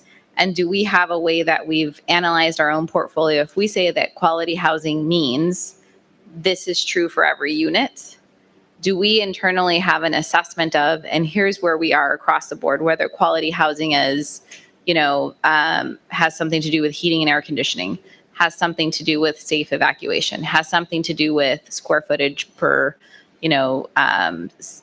number of people living in a unit, has something to do with mold or whatever it might be, right? Like this is how we define and evaluate quality housing. And we have an idea of, all of our units aren't made the same, and we know some are in worse condition than others. And internally we know, here's where we have the hot spots, right? The areas where we walked Lincoln, Cassiano, there's other spots that we're like, we know that these units don't measure and compare to the ones we saw today. The reason I say that is because I don't know how to say this. I'm going to say it raw, but I remember, being homeless and going into a next level of housing and being like, yes, this is quality in comparison to being homeless, right? And so I definitely want us to be able to say, like, residents are self-reporting and saying that their housing is quality. I also wonder if it's worth us defining, right, and being able to use those two measures together and having a common definition, and then we have a strong pulse of the quality of the portfolio that we have. Doing both, yes. No, that's what we're exploring right now, is how do we do both? We have historically, HUD has its own quality standards, right, that our units have to meet. They've just rolled out a new system called Inspire that is seeking to standardize that quality conversation across the country, across portfolios. And we're definitely plugged into that and definitely use those numbers to help guide our work as well. I think the importance of having the resident feedback is to sort of ground truth. But we need to see both perspectives. We need to see how residents are feeling and perceiving their surroundings, their physical environment, and we also need to see kind of the objective metrics that are out there. Part of what we do in the survey is, if residents say that they're not fully satisfied with the quality of their housing, we ask why not. And so we start to develop a list of reasons, of challenges that we can then fold back and say, okay, so we're seeing, lighting seems to be an issue, or folks, I'm trying to think of one of the surprising things that we heard from residents at one of our most recent surveys was that the issue of quality and the issue of safety are very interwoven, which is to say they would answer across each other. When we asked them why they don't feel like they live in quality housing, they would talk about safety. When we asked them why you don't feel safe, they talk about quality. And so there's an interconnection there that is a great opportunity, that if we address those issues, if we address quality issues, we are also addressing safety issues. If we address safety issues, we're also addressing quality issues. Does that get to your? Yeah, absolutely. And I think a way to, I'm very realistic about the fact that if we did a self-assessment for any of these resident outcomes on slide 5, right? Residents feel safe, residents live in quality homes, residents have meaningful housing choices, resident race does not determine housing assistance. There's probably also I know these aren't all the goals, right? But there's like a goal on how much affordable housing we're adding to the market and what our market share goals are and those pieces. I know, there's no expectation that we're 100% that everything, and we know that's not, but that's the goal, to be moving towards that. So as we become more sophisticated in data tracking, and for this board as well, to be able to say, here's where we are today. Here's, what our goal, what we're trying to achieve this next fiscal year. Here's how it's aligned to the budget. And here's on a regular basis, whether it's in the board packets. I know that we know, is it quarterly? Is it annually? What's the pulse of when we'll look at data? What we'll know, how we're moving the needle on the quality of housing across the portfolio year over year. Those are things that I could say from the 2 years having served on the board that I wouldn't be able to speak to right now. I know they're in different elements, but I'd have to go find them versus like we have our eye on certain key top level data points and we're tracking towards them and we have all the connective tissue. I'm not saying it's not there and happening and someone else somewhere has a dashboard. So it comes to me as like, as we go through this strategic planning process, being able to bubble up board level data that we'll monitor, and how we'll keep track of that so that we know where to lean in, or as a governing body, what our appropriate relationship to that is. So I think one of the reasons for today's presentation is to start that bubbling up process so that you can see and start to discuss what we think are the top priority outcomes for the organization. And then be happy to come back and talk about the specifics and the progress that we're making. The point of the scorecard system is to facilitate that conversation. Thank you. So I think the next slide provides... Real quick, Richard. Yes, sir. I'm sure you put pest control in here as a reason because it is a big problem with Comes our up every now and then, communities. yes. But I'd like to talk further on that later because I've had comments from residents also about pest control and the people coming in and the issues that are happening and everything. So we can talk on the side on that. Sure thing. I have a real quick yes, ma'am. question. So on slide 7, so you know how we're measuring success, as far as what are accommodations are being made for residents that cannot read and write? Do they have the accessibility to still, even though they're not internet savvy, right? Or are senior populations or people that can read and write?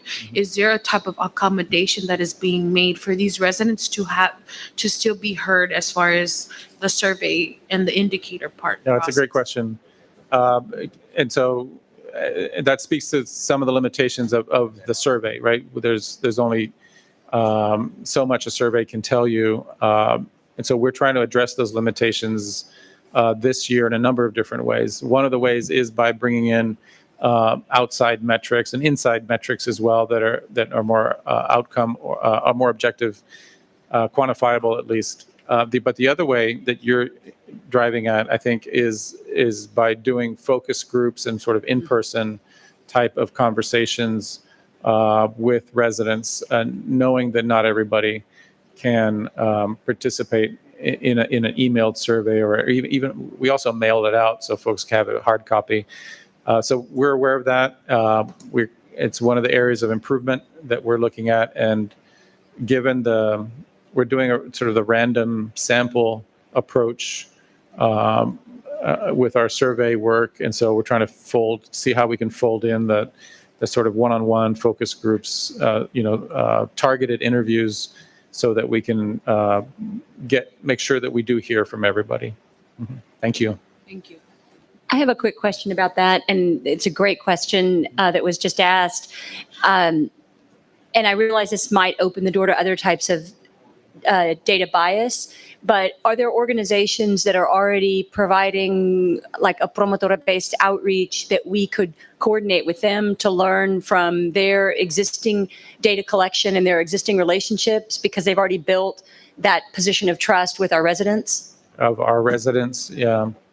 I'm thinking of like Bexar County Health Collaborative or someone who does a lot of on-the-ground work. No, that's worth exploring. I think, the questions that we developed for this strategic plan were so inward-facing and so specific that I'm not sure we thought of doing that.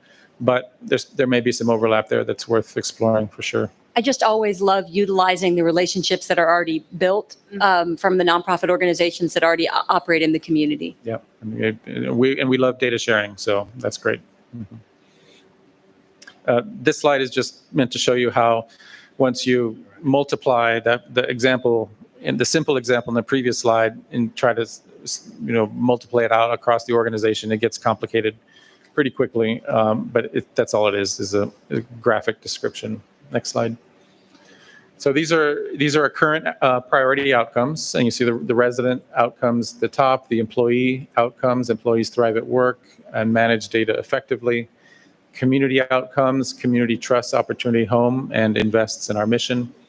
There's also there are 3 monitoring indicators. These are priorities, for a number of reasons, but we're tracking our MTW compliance numbers, tracking utilization and occupancy, and our strategy management metrics as well. And then in development, we have residents have a high quality of life is sort of a really high level umbrella metric, customer experience as a framework for compassion, and then a sustainability outcome that has a long name right now: communities, economy, and health outcomes are sustained and improved for future generations. Next slide. This is a graphic description of where Tier 2 is at the moment. Tier 2, so you see the departments across the top. Tier 2 is department focused. You see the priorities on the left. The darker the green, the larger the number of priorities that a department is focused on. So this isn't a performance graphic, it's a sort of focus graphic. So you can see where departments are focused. Some departments are really focused only on one outcome, others are not, or it's spread out, and that's fine. Every department is different and has a different set of skills and focus areas. So this is just one way of showing how the attention is spread out across the organization. Quick question on that. Mhm.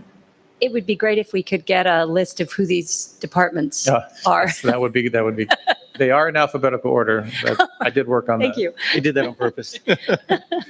If it's not already in your appendix with, it's probably not. So I'll get you a list. Thank you. Next slide. And finally, just so all of these elements are meant to work together, and they're all meant to be updated. We've decided not to update them all at once. So we want to stagger the updates so that some happen more frequently, and others that don't need to be updated so frequently happen 3 years or every 6 years, depending on where things are at. So we divided it up into sort of periodic. There's some learnings that happen every year. We need to update on a regular basis, but there's some things that we only need to do every 3 years, like a SWOT or look at demographic and housing trends. So I think with that, I think that's the last slide, right? So with that, encourage any other questions. What's a SWOT analysis? Strengths, weaknesses, opportunities, and threats. Mhm. Any questions? I have a quick speculative question about the opportunity in the future, not right now, to integrate the Tier 3 individual goals with performance review and employee evaluation. Is that something that's been discussed? Or? That's been discussed, and that is the long-term goal. We want to roll this out carefully and make sure that we do have the right processes in place to make sure that there is a predictable way, right, that the big picture outcomes get drilled down to the department and then drilled down to a position in a way that's fair and transparent. So that may take a couple years to get there, just to be honest, but that is the intent. Mm-hmm. And then I just want to offer congratulations. This is really thorough and impressive and an extraordinarily, I think, flexible and vibrant roadmap for how the mission of the organization can be carried out by individuals. And it seems like it's really empowering for individuals to understand how what they do every day translates into accomplishing the overall goals, not just even for the organization or the residents, but for the whole community. And I'm not aware of any other organizations that I work with that are at this level of sophistication with regard to strategic planning. So this is just a congratulations to you and your team. Thank you very much. Thank you, Richard. Thank you. Thanks, Richard. Item 14, discussion regarding assisted housing programs, housing choice voucher overview. Brandy Perez and Stephanie Rodriguez, Director of Assisted Housing Programs.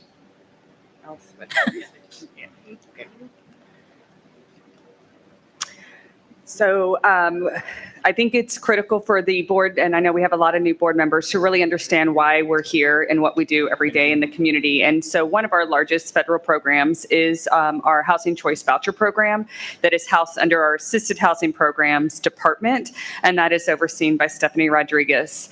And so we've talked a lot about priorities, and several of our priorities are keeping our residents' house, reducing our applicant wait time, and increasing affordable housing through new developments. And so those are some of the things that Stephanie and her team are constantly looking for efficiencies and how do we improve that, because as board members, y'all will hear people have been on the wait list for years. They'll come up to you. And so it's our responsibility to kind of educate you on the wait list, actual wait times, what the process is. And so there are a slew of different wait lists, and so that's sometimes where people get confused. And so I'm happy to say, at least within Stephanie's area, the Housing Choice Voucher wait list, if anybody ever says, I'm on that wait list, it's less than 2 years.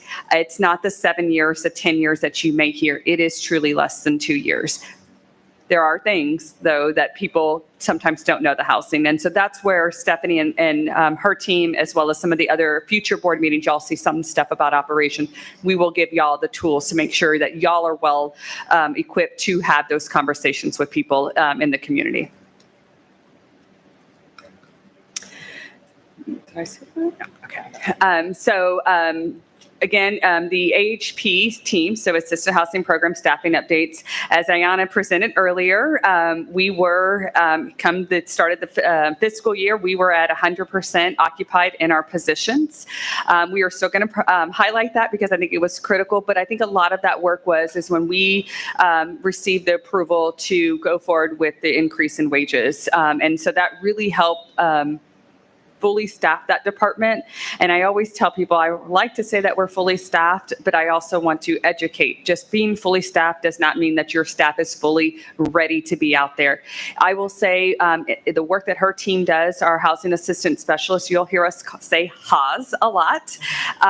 It takes well up to probably 6 to 9 months before they're actually really trained. And I tell them, even being with the organization as long as I have, I still learn things new every day. And so don't get upset with yourself. I know they're really motivated, but it really does take time for them to learn that. And now I'm going to go ahead and turn it over to Stephanie.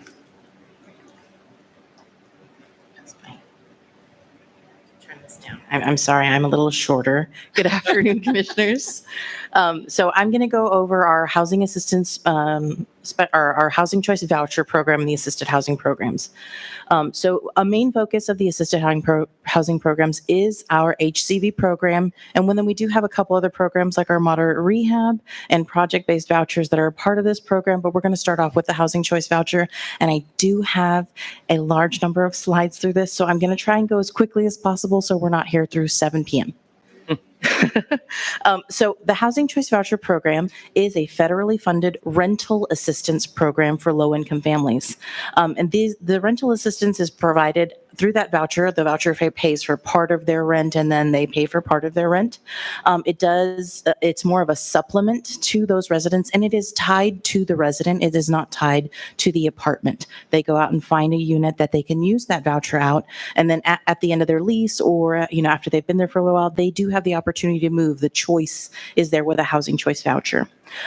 With this voucher, it does allow them to go out. They go out and search. They can find a place that they feel is safe, decent, and it meets that a sanitary home for them, because each person's determination of what they need for their life is very important, and it's individualized. So they get to go out and look for those units that would meet their family's needs.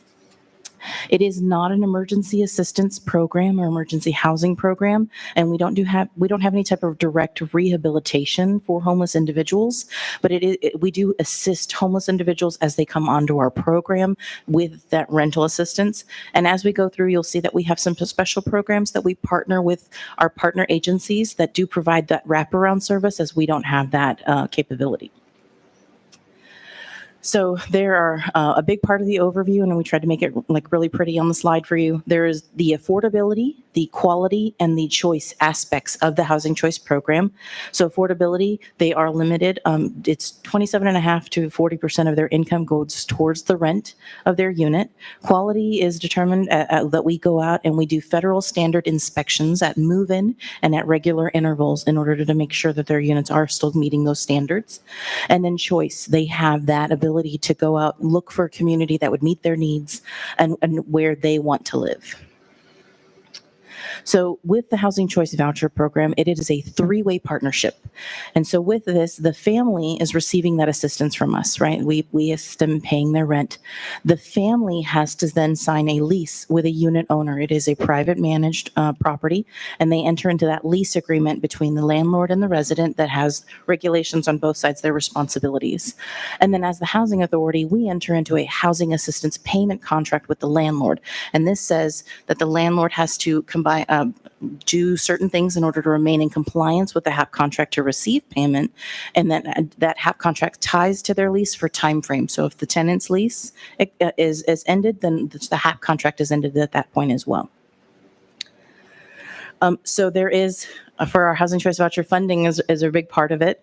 Now there is a traditional funding that's normally done for housing authorities, and they get two parts. There are administrative fees and then the housing assistant payments. Administrative fees normally go toward like salaries, if you have to rent a place for your staff to work at. And then the housing assistance payment, it goes towards those rental costs and is paid directly to landlords. Every year you get a certain amount of money from HUD that's a part of this, and that's their annual amounts that they get under their contract, and then it's adjusted every year for different factors if there's a proration in what HUD is allowed to pay to them. Now we're MTW though, as you know, we're moving to work, so it is very different on the way we get our funding. We have a block grant, so we get a large pot of money that goes across all of our programs, and then we utilize that in order to run those programs. So we and as you know, right, with Victoria Plaza that we're here, some of those funds that we use under those MTW monies was used to work through the process of doing capital fund changes if we're bringing on properties in order to increase affordability across the city of San Antonio. And so we do not receive additional funding. We had whenever we signed our contract, that's the determination of the amount that we're allowed to get. As we get new vouchers, then that might have funding as a part of that, and it does normally get rolled up into our MTW block fund. But it is, unless it's a special program that's tied to like a COC and it has a separate funding. And I do, if you guys have questions as we go through, because there are a lot of slides, just let me know and I will stop so that way you can ask any questions. So how the rental assistance works is HUD comes out annually with a fair market rent. So they do a survey and they determine what rents are considered fair and reasonable for the area. And this would represent that gross rent that goes for the area. Now, when we get those, we get the publication, we look and see how we're going to set our payment standards. And normally those are with 90 to 110% of that FMR. So depending on the market, the zip code, and I'll get to the next slide where we have small area fair market rents. But a payment standard is determined based on the subsidy. Payment standard is our subsidy that we're allowed to pay, and it's based on those fair market rent determinations. Can you explain how we go above 100%? So what does 110% mean? So 110, let's say there is at $800 for the payment standard for that, or the fair market rent is set at $800 for like a one bedroom. When we look at our subsidy, we might multiply that amount by 110% to get that amount. And I apologize, I don't have a calculator in front of me. 880. And so that we might set our payment standard at that 880 because it might allow a person to be able to go out and search for a unit, because the fair market rent does not necessarily cover every single rent in an area. Got it. Okay. Now, again, as under our MTW, and we are a large city area, HUD does have the requirement that we do a small area fair market rent. Now, under ours, we have where we group them. Instead of giving a resident all the zip codes in San Antonio and our surrounding areas, they might have then 115, 130 different amounts that might be for those groups. And that's really hard for a person to try to go out and search and figure that out. So the way we did it is we grouped them based on if they were close in rents for those zip codes into 10 different groupings. And then we base our payment standard on those different groupings at that 90 to 110% of those amounts for those groupings. So we take the average of that group in order to determine what those amounts are. So next is a very little pretty map with different colors so that you can kind of see the different groupings. We have them around different parts of town. Depending if they're higher rents, they might be in that higher tier of the group 10, while the lower rents might be in that group 1 period. And so you'll see it, they're spread out across town with some consolidation of those groupings. Are the white areas because there aren't any? What are the white areas? On those, it's more that there's certain areas that they're not in our jurisdiction. Got it. Okay. Like the military bases. Correct. I was like, what is that? That's not Alamo Heights. That's just That's Fort Sam. Fort Sam. Oh, okay. Yeah. Okay. Got it. Okay, and so this next slide kind of gives you an idea of the vouchers as a percentage of renters in the area. The darker colors means that we have a higher percent of voucher holders in those zip codes, while the lighter means that we have less voucher holders in those areas. And that could be, we allow them choice, they go out to look, and that could be maybe that's where their support systems are. But we do encourage them, like you do have these higher amounts in other areas if you're interested in them. And so that way they do know that they can shop in all those areas. Are there people that do like choice counseling for voucher holders? Yeah. There are some partners that do mobility counseling that can help expand and give them that. And then we try to really partner with other like the Navigators, the city has. We promote the home base. So in looking for a unit, is that my understanding what you're kind of looking Yeah, it for? just makes me think about like, I have always an education lens to everything. And so one of the things I think about is like, if I get a voucher and I have children, getting choice counseling that helps me know quality of schools and access to different types of schools, what type of community, like I have a special needs child that needs this, or I have medical issues and I need access to this, and so just helping them navigate what communities might best serve them and their children. So we do have that. Some of that we're looking at the mobility piece, right? Adding that the part. We do talk about that in the briefing when we go through that. But the other critical part is a lot of times our voucher holders already have kind of their ideal place where they're living because they already have those resources, right? They've already built their community around them. And so oftentimes they don't move. I think we could expand. I think some of that, like when we utilize the Navigators, it isn't just about, we know that this person takes the voucher, let's send you over there. They are asking what is convenient, because they do look at transportation, right? We know transportation can be a barrier. We know childcare can be a barrier, especially for families that may be working. And so they're trying to help do that. I think we can definitely get a little better at making sure our partners are offering that, and then see where we can come in and try to see on our website what else we can update to give them that information. I mean, I think about like my assumption is that, you know, if you are taking advantage of a voucher, there's a socioeconomic connection to that, right? What we have found is that most of our most vulnerable families don't actually know about school choice and aren't using quality school data to make school choice decision. Unlike you talk to an affluent family and that's all they're using to decide what part of town they're going to live in. So it might just be some sort of way to even the playing field. When I get a voucher, I have, and we'd be happy to share any supporting material or, here are things that you should consider. Here's where you can explore the quality of schools in your area, or here's what you can explore. Because it's a matter of not having that knowledge to then be able to make those decisions. So one thing I did want to add, when she talked about the briefing, and not everybody might know what that is. So when a resident actually gets their voucher in their hand, we are required by HUD in order to do what's called a briefing meeting. And so that's to go over the voucher, where they're allowed to search. So we also have created a video that says, like you can go to affordablehousing.com. You can go to any zip code in here, look at the area that's there. You would review what's going to be best for your family, for like grocery stores that are in the area. We don't necessarily talk about like the education or the prevalence of what school or the grade of that school. So that's something that we could try to look at including as a part of it. But we also tell them you could go like to Rently or Zillow, and some of that information is also in there. The grade level of that school, the what is that called when you say like, oh, it's 80% or favorable? Happy to train anyone. We have staff members that work with families, so happy to train anyone who's doing those meetings so that they know what tools to activate and how to show families, like, here are resources, here's what you can look at. We will definitely take you up on that offer because I think it's critical. I do remember, and Richard probably, and Sarah, if they're still here, we were working with a researcher before to try to develop something that it does talk about trade-offs, right? Are you needing medical, or you want to be close to the schools? And so they were trying to come and get the data so we can kind of start using an app. And I'm not quite sure where that ever ended up. We probably need to follow up. But there was some work on there. But to take all that massive data from different pieces, it's, healthcare, childcare, the school ratings, but definitely anything that we can improve for our, as Stephanie mentioned, her team. Yeah, we're happy to do it. There's even, a lot of districts have dropped their enrollment boundaries and are providing transportation, or, so happy to help in any way, but that's great. Yeah, thank you. Just on that same note.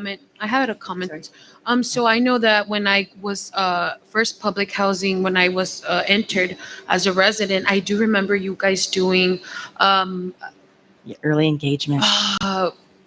Like St. Mary's, you said University was there. Early So maybe engagement. implementing that model for not only PH, but also Section 8. So like these, you are expected to be as a resident, and like the fact that the St. Mary's professor with the resident rights was there and that you had to attend that orientation, I think would be extremely beneficial for our residents. So maybe implementing what Commissioner Contreras was saying, because yes, it does affect us, not when we come to public housing or Section 8.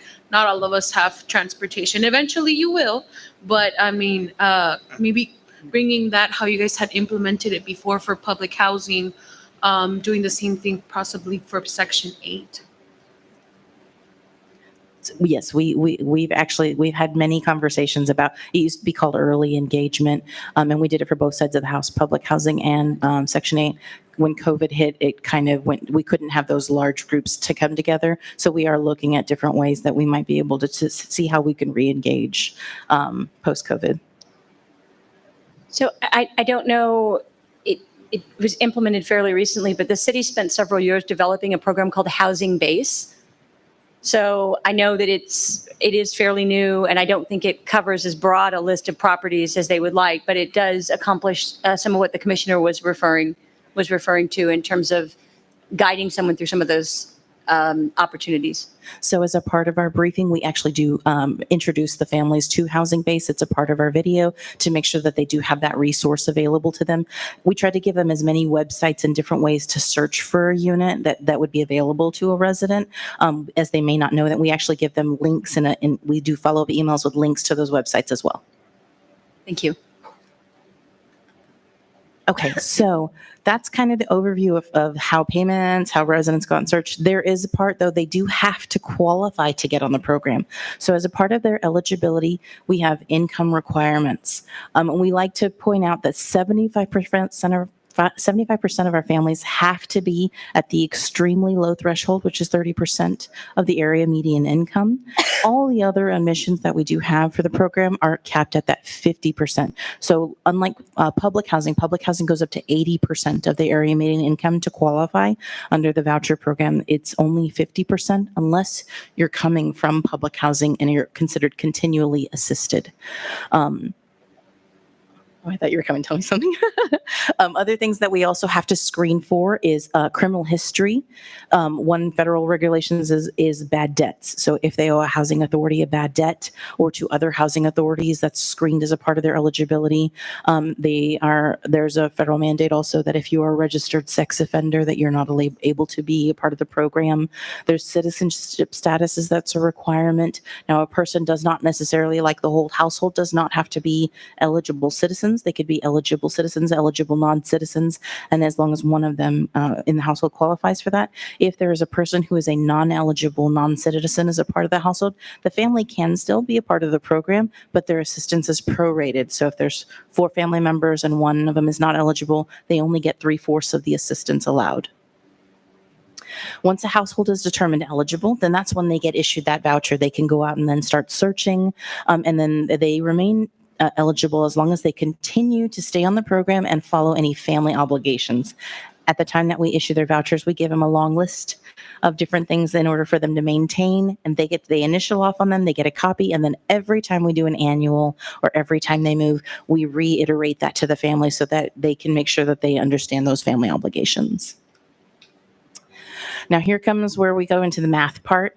And so we're going to go over rental assistance. So again, earlier I talked about there is the tenant's portion of the rent, and then the voucher pays for part of the rent. That payment standard is going to be how we then calculate towards that payment of the rent. So families normally pay either between 27.5% to 40% of their income towards the rent. Standard calculation is 30, so that's why the slide has that. And so that those two amounts go together and they pay towards the landlord, and that's that contract rent that the landlord will normally ask for.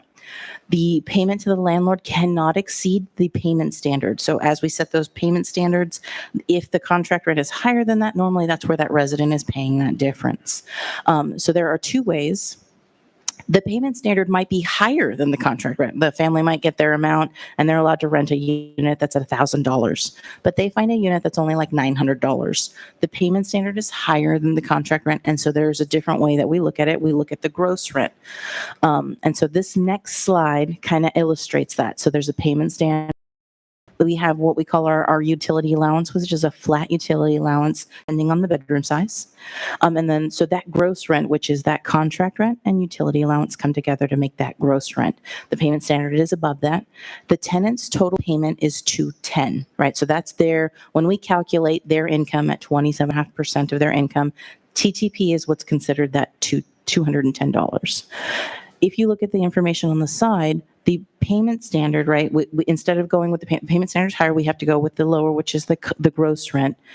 From there, the tenant's $210 would come off that gross rent.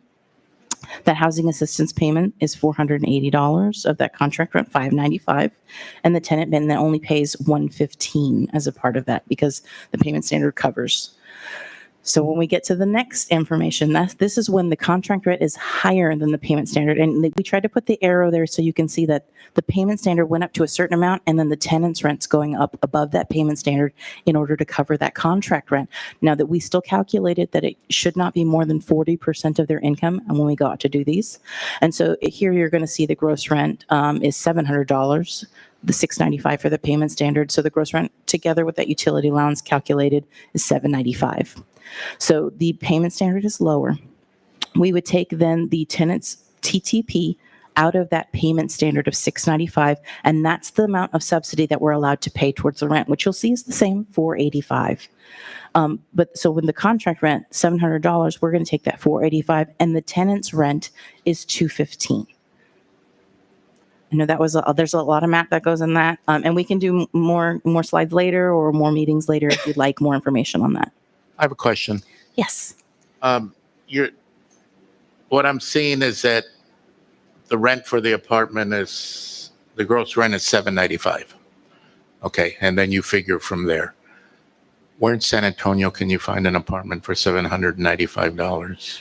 So this is we were just trying to make simple math, so we weren't going into like crazy numbers. But you do allow, what is the highest that HUD, is there a limit to where will y'all, like if it's $1,200, $1,500 a month, do y'all work with those apartments? So depending on where they're, that's why we have those small area fair market rents. Each zip code has different amounts that they're allowed.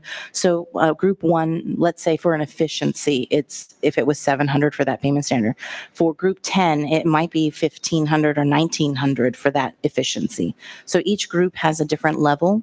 And so what we do is then that's where the families get to search. And then with each bedroom size, so from an efficiency to a 1-bedroom, there's a very large difference. An efficiency to a 5-bedroom, they might be 700 for group 1, but it might be 2,700 for group 1 for a 5-bedroom. So each, as the family gets that sheet, they're gonna get that information on what each zip code allows for them.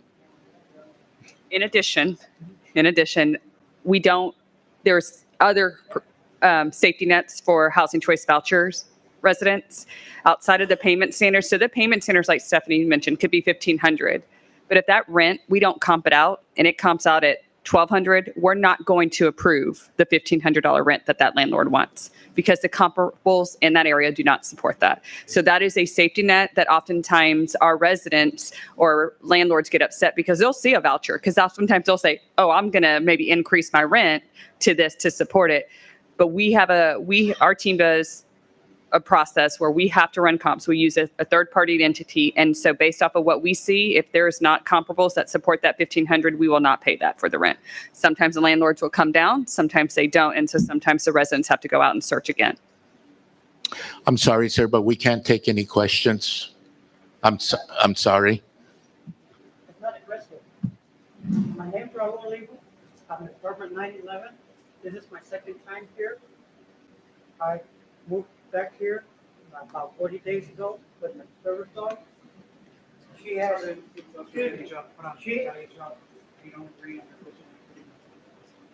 you're gonna let me speak or not? I'm sorry, sir, but we do have an area that you can do that on Citizens to be Heard. I've already requested to move out.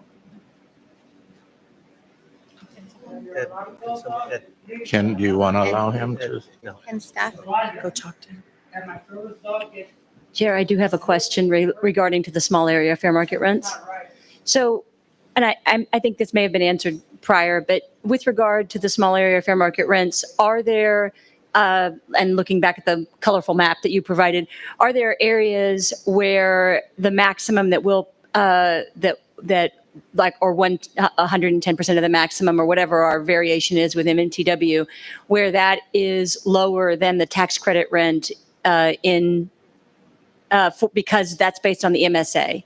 Right. So we have exception overlay areas. And so depending on like 78207, there's some redevelop in those areas and there's some of those rents are higher.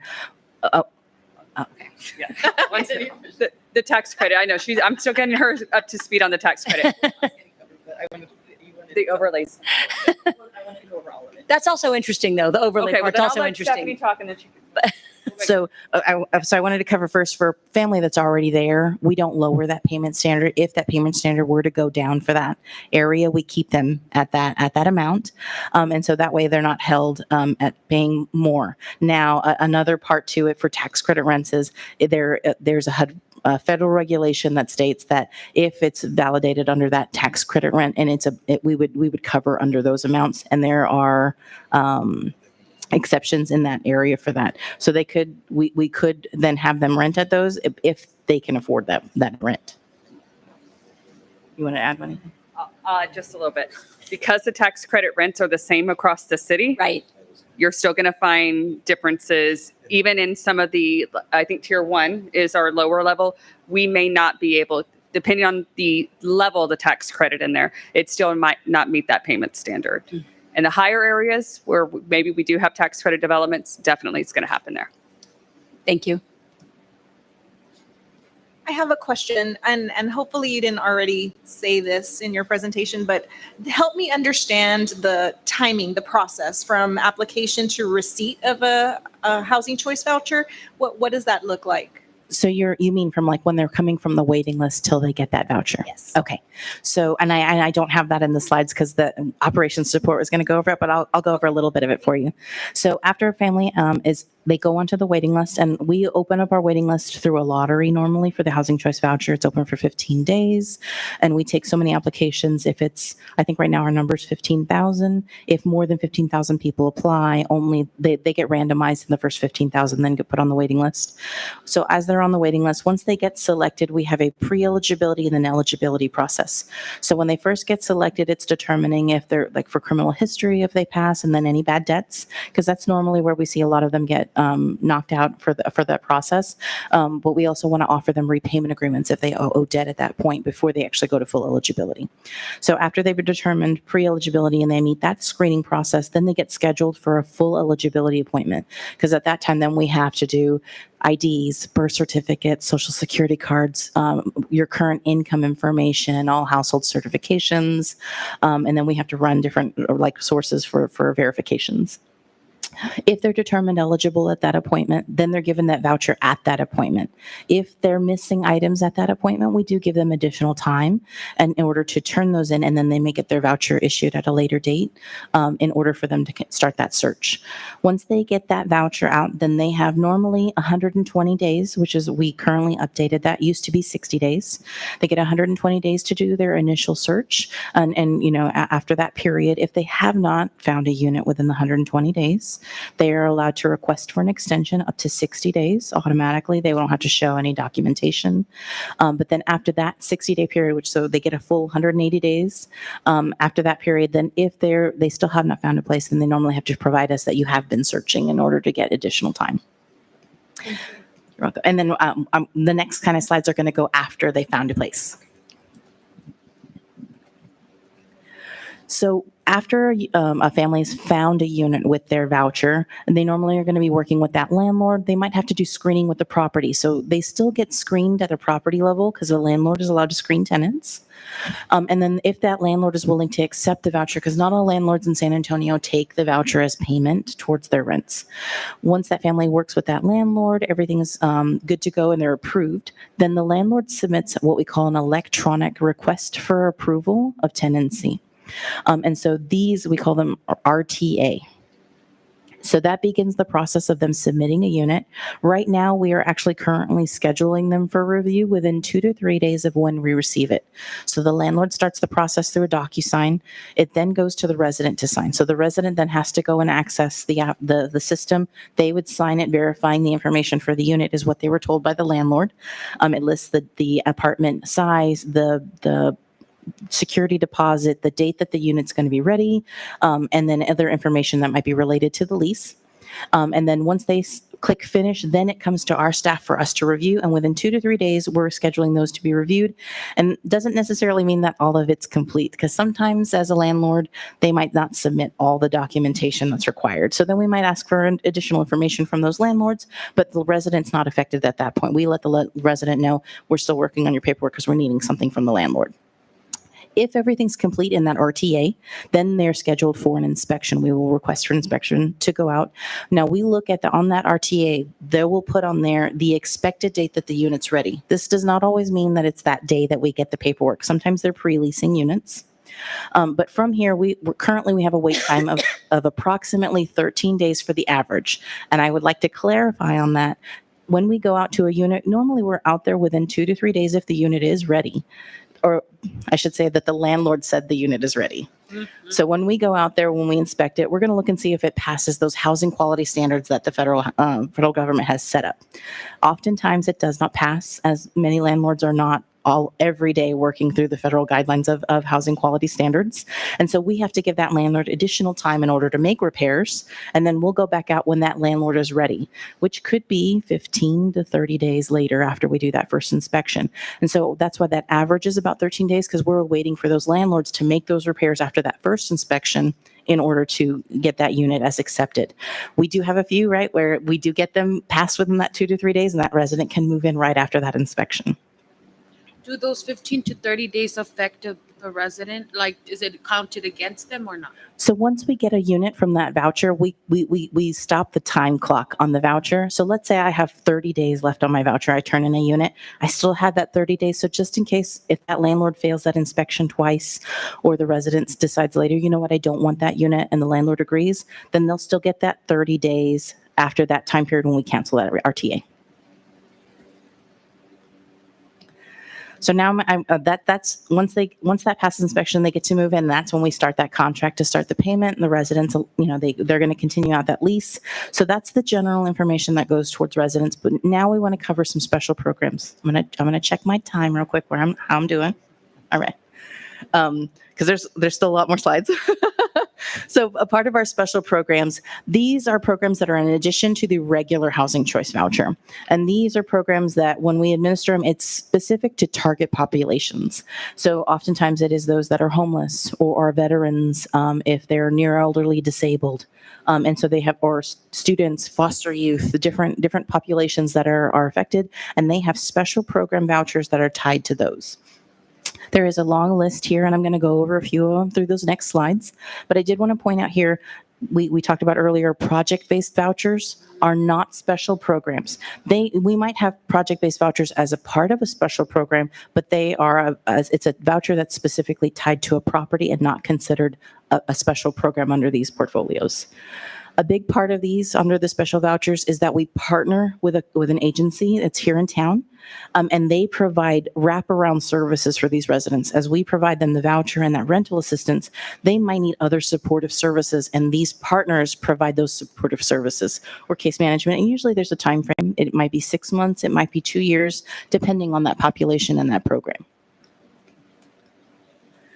So the first ones we have here, we have our homeless services vouchers, and this is in partnership with Haven for Hope. We have a total of 470 vouchers that are part of this special program, and we wanted to note on there, it used to be only 400, but we were given 70 vouchers from HUD, and so we allocated those specifically to Haven for Hope so that we can make sure that that population is being assisted through those programs. And then we also have our set-aside homeless voucher. This is with SAMS Ministries and the Center for Healthcare Services, and they have a total of 200 vouchers that are allocated to them, and we get these through a referral process. So residents can't come to us directly or apply through these on our waiting lists, or for all of our special programs, I should say. That partner agency then screens to determine if a family meets their requirements under these programs, and then they'll send that referral packet to us for us to move forward in that partnership for that resident. We also have our VASH, which is the Veteran Affairs Supportive Services Housing. There's 564 vouchers under this one, and we work with our VA partner. They do their outreach and community-based services with those veterans, and then we assist them with these vouchers. On this program, we also have a slight different eligibility process because they're veterans. HUD has a specific guidelines that they have a little bit more leeway. Like DD-214s can be used for certain items, or they have, if they do owe a debt, we can still, we wouldn't deny a veteran because they owe a debt under this program. Mainstream is another program that we do, and this one's with Center for Healthcare Services and the Alamo Area Council of Governments, ACOG. And so this one has 280 vouchers that are allocated to them, and it's for disabled families in order to be able to lease units through this program. Mod Rehab. So these are properties that we contracted with a long time ago, and the whole property is assisted under a moderate rehab rehabilitation. And when I say rehab, we always have people say, "Oh, is it a rehabilitation for drugs or anything like that?" And that's not the case. This is about the property. The property does not require more than a moderate rehabilitation at the time the contract was signed in order to bring up the property for amenities or different items. So the term for rehabilitation refers to property itself at the time the contract was written. This is rental assistance subsidy that's provided for those families at that property. They can come from our waiting list, or if they're referred from the property, if they have not gotten a good amount of people from our waiting list. And there are 200 currently under that program of a certificate. It's not necessarily a voucher. So it's tied to that property. It is a project-based assistance contract. Non-elderly disabled, or NED, is another one that we have, and these are for non-elderly families that are disabled, and they can rent up on this program. Then we have 75 vouchers that are allocated to them, and they're identified through our waiting list or in order to determine if they meet those requirements. So then we have a couple more. Next step, this is for youth that are aging out of foster care, and it is a partnership with our local nonprofit with the Through Project. And we worked through this one. It is a pilot in a way. We have 10 project-based vouchers that are allocated to this program. And they're so that project-based is site-based. It's not where they have choice that goes out to the properties. It's allocated here. And we do like a review on this one to determine if it's doing well. We are also, we did apply for the foster youth independence vouchers, which are called FYI vouchers. I don't have them on this slide because we have not yet been awarded those, but we are working with the Family Protective Services in order to get that program started up. Move On is for families that are currently under a permanent supportive housing, which might be through the city, might be through Sarah or other partners that they're already receiving assistance with, but they might not need those supportive services anymore. And those supportive services could be used by the other population that might still be homeless or at need. And so under this one, we currently have a total of 40 vouchers allocated under it. And they would be then referred to us in order to get them off of that permanent supportive housing, get a voucher, and that would free it up for another person to be assisted through those other partnerships. Ooh, I'm gonna need some water. Family homeless program. So these are for with partners. I'm good. Thank you so much. That are our Haven for Hope, Sam's Ministries, and Center for Healthcare Services. And these are project based also as well. So it's a specific location of 20 units. And we partner with those partners and that property in order to assist those families. And then we have our college and university homeless. So this is with our Alamo Community Colleges. Initially, we started them with Palo Alto and St. Philip's, but it has kind of grown to all of the Alamo Community Colleges as they're going to determine those students that identify as homeless, and then they're going to then forward their referral to us. We had originally tied it where it was 20 to Palo Alto, 30 to St. Philip's. We now have allowed a total amount of 50 that they would allocate depending on where that need is. And then we're actually going to be reviewing to see if we're going to be providing more, because that student homeless population, before, it's really hard for a student to identify as homeless, or they will often say, oh, I'm sleeping on somebody's couch, or I have a vehicle, or I'm staying with friends. And so before, they couldn't identify as homeless. But as they've been doing more education, they found that need is very, very large. And so we're going to be continuing to talk with them about that allocation. We also, this is a new one that we just recently awarded, and they're called stability vouchers. These are for families that are homeless or at risk of homelessness, fleeing or attempting to flee domestic violence or other human trafficking, or they were recently homeless or at a high risk of being homeless. And so this is in partnership with SARA, the South Alamo Regional Alliance for the Homeless, who's going to be changing their name soon. And so what they do is they have their HMIS system, HomeLink, where they determine, these families come into them and they triage to determine what their needs are. At this point, then if the family qualifies for this program, then they're going to send that referral to us. It was only 41 vouchers that were awarded to us through HUD, but we are looking forward to implement this, and we're hoping that they do allocate more later. So we're going to continue to look for those funding notifications if they have any. And we're hoping, we initially said we were going to hope that these would start for January 2024, but we are looking to see if we can start them sooner if possible. So those are our special services. And I know the next slides are talking about MTW, which is not just our program. Are we okay on time?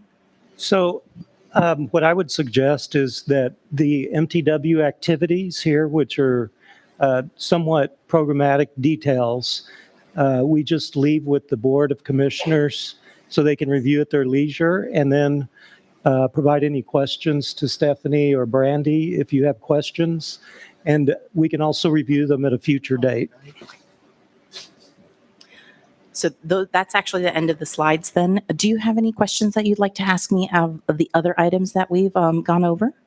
I'd like to know how many vouchers actually go to the students from Alamo colleges, because I know when I attended San Antonio College, I was really surprised, and especially in the program I was in, that there were 2 students that were homeless and lived out of their car in the parking lot because they could sit there and use the Wi-Fi, and they would use the gym to take their showers. But there's a great number of students that used to live in their vehicles in the parking lot or in the parking garages.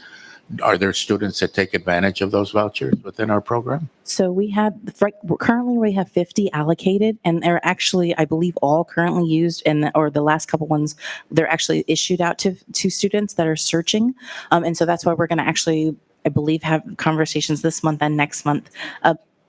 All right, it's already been approved. That we're going to allocate more to that community, and we're trying to work with that Alamo Community Colleges for them to determine what their need is. So I think we're trying to see if we're doing 50 right now, an additional 50, because they said they already have 40 to 50 students that they'd like to refer. So now that we have that approval, we're going to go ahead and work with them in order to make sure we get those referrals, and they actually get leased up fairly quickly because the students the colleges work with them greatly in order to make sure they get that housed. I have another question. So as far as if the pilot project works for the youth, as far as the 10 vouchers, if it does work, are we wanting to increase? Are you guys going to apply for more vouchers as far as for youth in the future if it does work out? Or what is the plan if? So on that one, when we're going to determine what's best, because there is a time limit as well on those foster youth out of care. And so we may at a later date determine based on after that 10, because we had a little bit of trouble actually leasing up with those in the beginning in order to determine if we're getting more. But that's why we also applied for those FYI vouchers, because the supportive services that are needed, we can get that more with like our Family Protective Services group. And so we're trying to determine how we can best utilize those.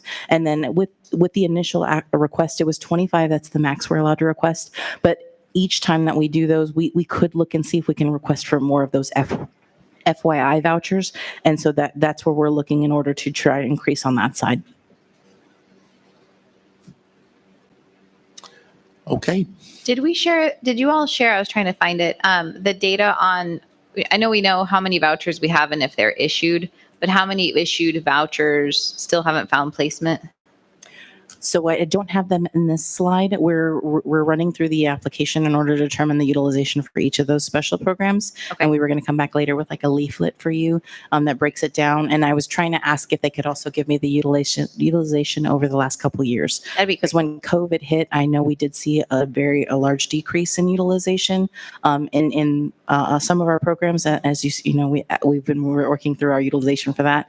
And so I wanted to show where we were at then and how we're increasing or decreasing, so we can determine like how we can work better with our partners, if we need to increase meetings, if we need to look at some of our processes in order to determine how we can move those faster.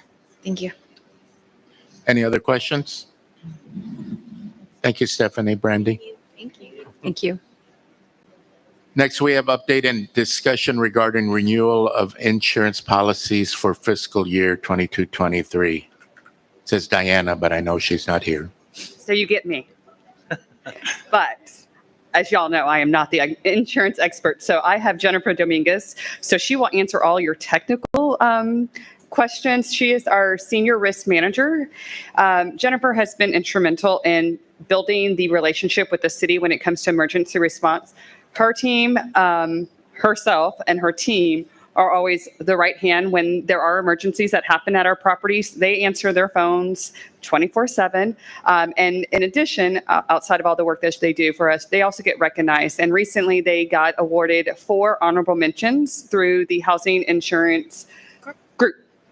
So very pleased that we're very lucky to actually have Jennifer here. So back to the most important part too, it's the insurance. And so this is just an update. Previously, we had come to the board back in May just to let the board know that we were shopping for our insurance. Jennifer and her team work with brokers. They try to find the best. And so it's just an update to say that we found the insurance and the renewals are coming. The renewals were this year. There was an increase of about 20.2%. And that's mainly due to the property values and the rebuild. So y'all heard us a lot talk about the rebuilding process. It is expensive. And so we're also seeing that impact on the insurance. So the slide that's in front of you, if you could read it, those are the numbers. I cannot read that. So But again, the impact overall is about 20.2% for this fiscal year. Any technical questions? Jennifer will answer those.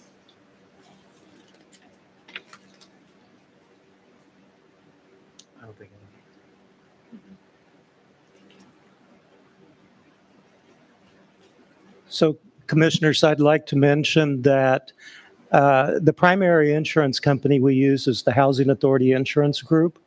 And the Housing Authority Insurance Group is a member-owned, it's an insurance company, a captive insurance company domiciled in Vermont, that we were one of the founding members in the 80s when housing authorities could not purchase insurance. A number of housing authorities got together. We were a founding member. It's a very financially strong organization with assets approaching $1 billion. And I sit on the board of that insurance company. And for that reason, I recuse myself from all insurance decisions, claims, and things of that sort.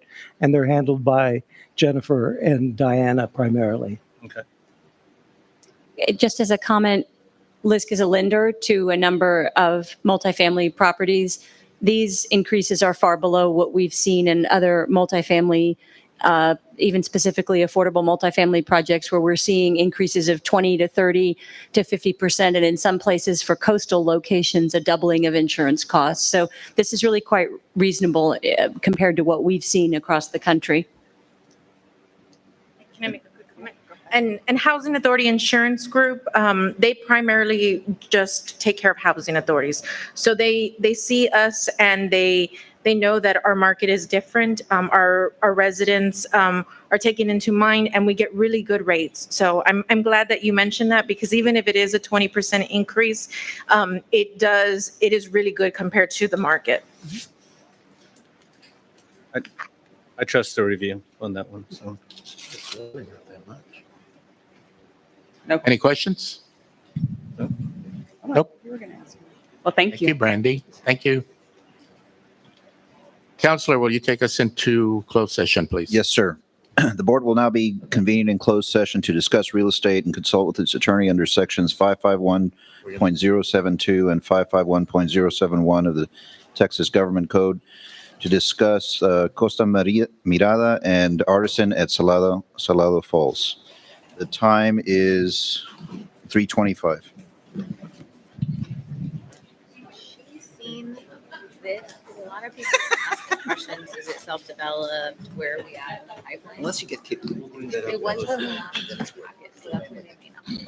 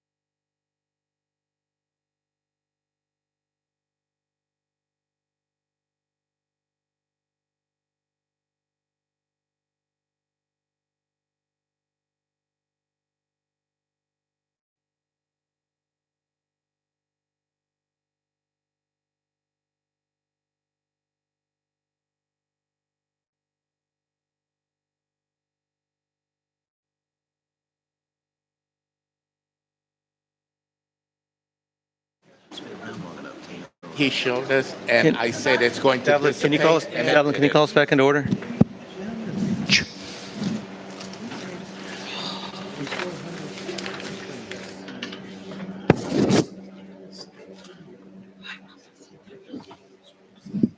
Is everybody here? She's got us. Sorry. No, it's okay. No, we're just waiting. Devlin's going to call us back in. We can do that. Oh, we can